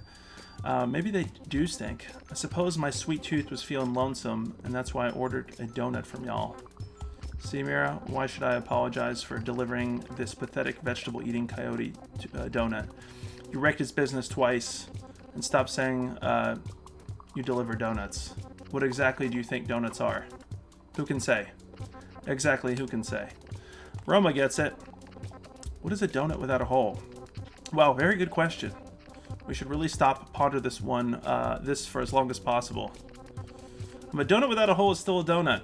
That's actually how donuts in Poland are. We call them pączki. They're just, yeah, kind of like the jelly-filled ones you see that don't have a hole in there. Like jelly donuts. Here you go. Long Johns. Fritters. Donut holes. Wait, donut holes don't have holes. They don't have holes. They are the holes. Wow, that's pretty deep. Don't change the subject, BK. Nikki, Roma, you just moved to Hopper Springs, right? Yes, we moved out for our retirement to watch the bunnies. Bunnies at heart, Nikki and I. Married 40 years. Did you order a donut too? Roma got a new phone, so we ordered donuts to celebrate. That's the common denominator here. All the donuts.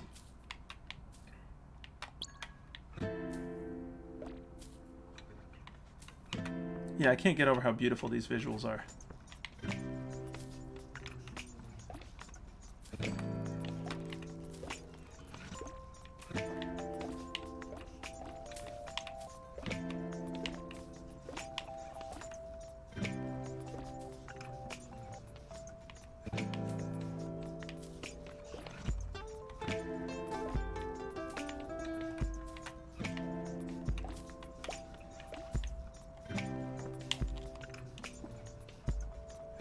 Huh, okay, I'm stuck with this carrot here, it seems. Oh, can you get it, like, out of here? Yeah, here we go. It's kind of like bait. It's really cool what they have going on here with such limited, like, interactivity. You know what I mean? Like, I mean, literally all you can do in this game is just move this hole.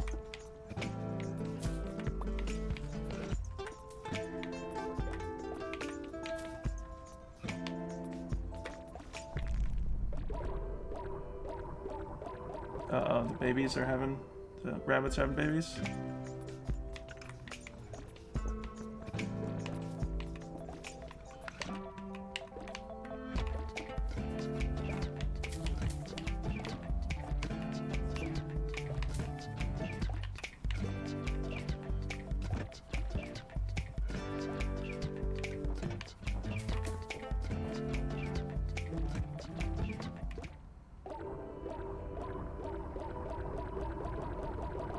That's cool.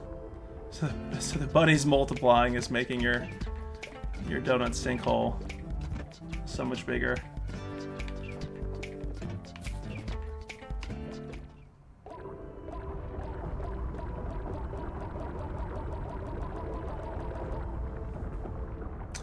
Another one I've been meaning to check out on Game Pass for... Whoa!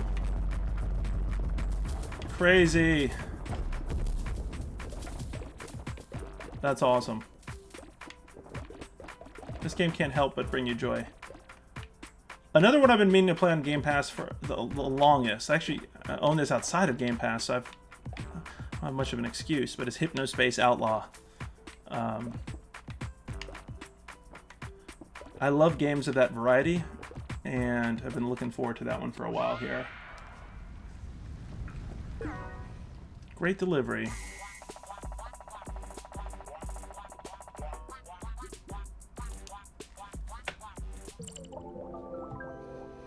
Have a garbage day.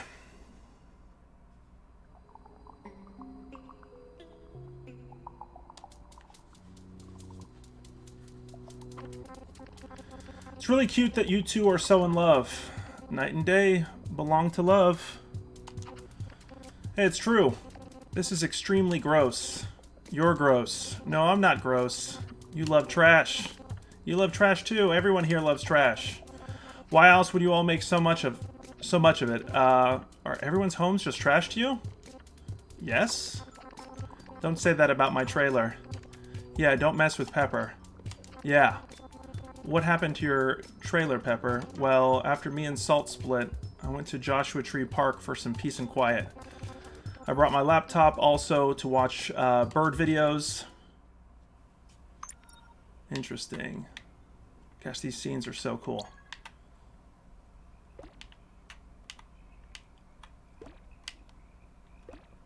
Thanks again, everybody watching on Twitch, YouTube, and Facebook. Really appreciate you. Thanks especially to those participating in the chat.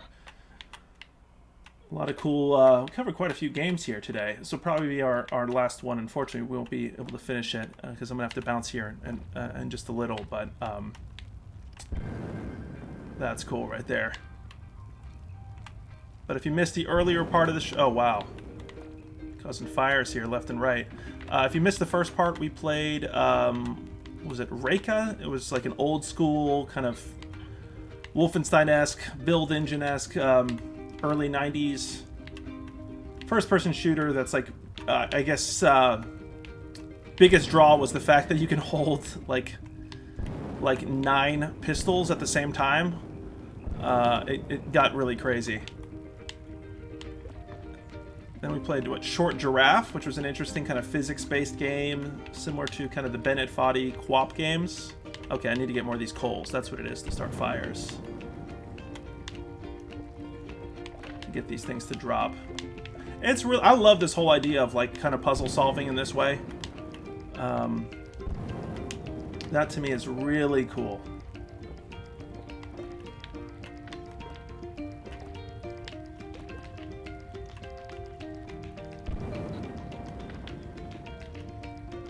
Wow. And then we played The Change Architect, which is one of the newest games from the cool folks at Far Few Giants, who you can catch an interview that we did with them a few months back. We played several of their games on Indie Game Club. Alright, let's see. What am I missing here? Oh, I didn't get the ones in that back one. There we go. Now I should be big enough to start picking up these larger rocks here.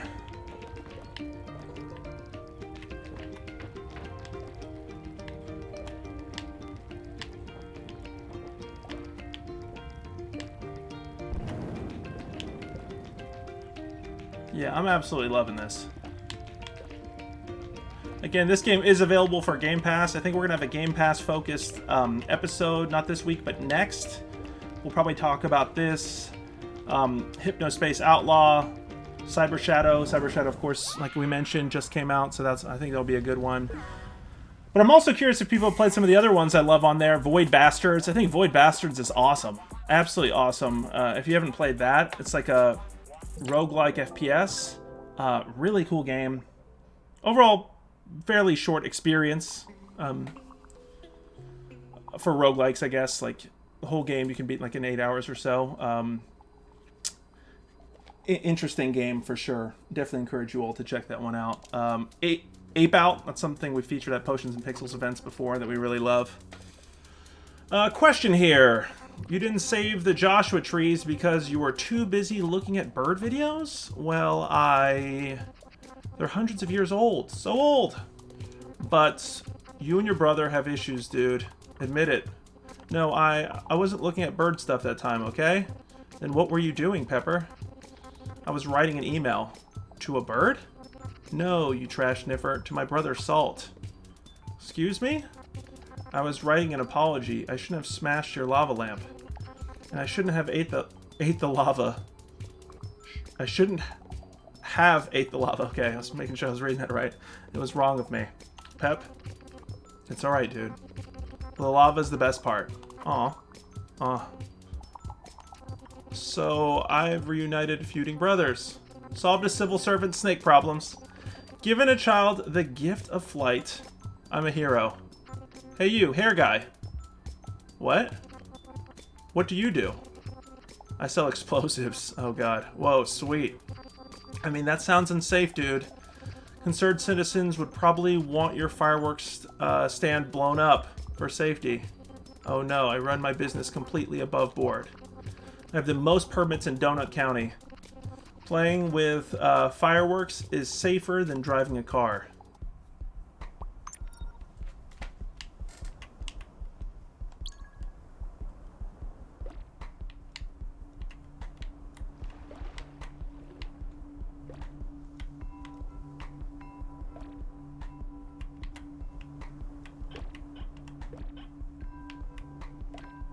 Oh, this is cool. You get this shoot fireworks.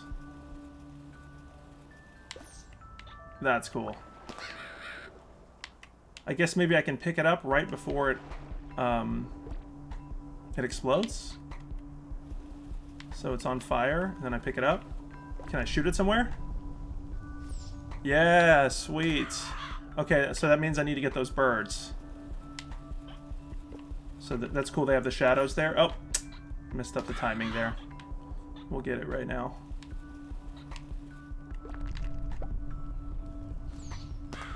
Sweet.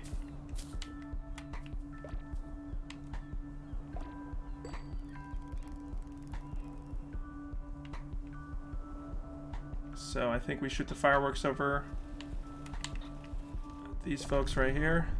The shadows definitely play a key role in letting you know how to target them.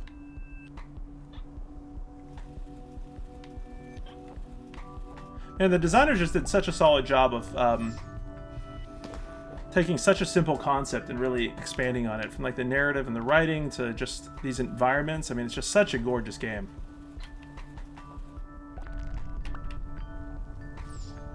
Third time's a charm? Yep. I'm glad to know that we're not actually killing anybody here, that everybody's just living down in underneath Donut County.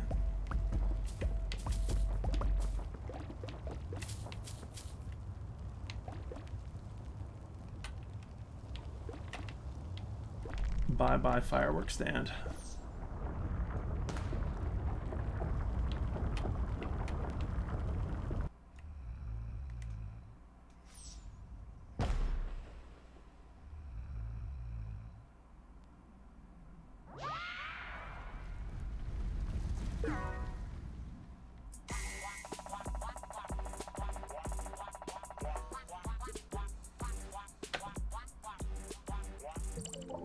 Alright, we're going to do one more, and then we're going to have to call it quits here.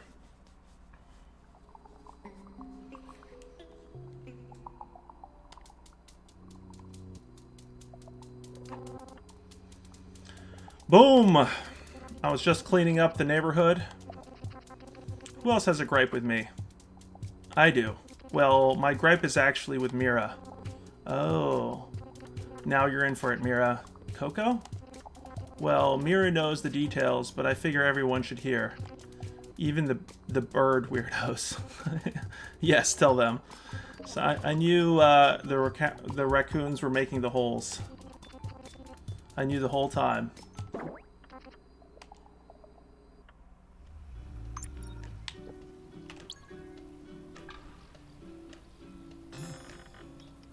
How many snakes would it take to defeat you? Big snakes? Venomous? Normal size.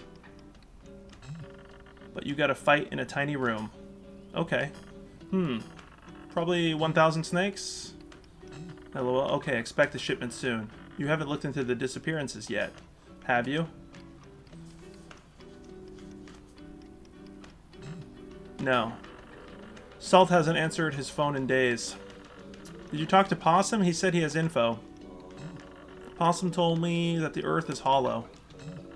And flat at the same time somehow. Mira, you know ever since those raccoons moved in, folks have been disappearing. And you work at their donut shop. I don't know, the raccoons treat me really well. And BK is my friend. It's Quack. I ordered a donut. Why? I want to see how they taste. I gotta go. I'll talk to you soon. Do not order the donuts.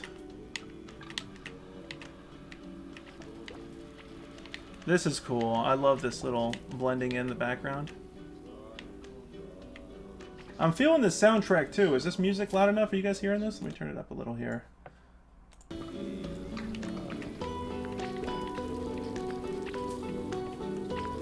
Gonna get these smaller ones first.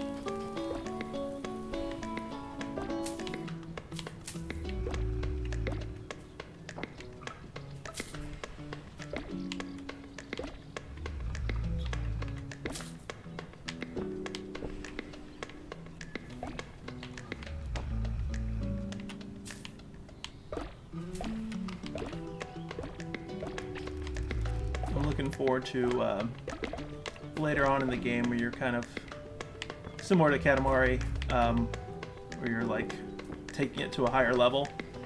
I mean, we're already kind of in that context where each level, you know, we get bigger and bigger, but I've seen some of the stuff in the trailer where you're actually swallowing entire like buildings, things like that. So there's a lot of that going on.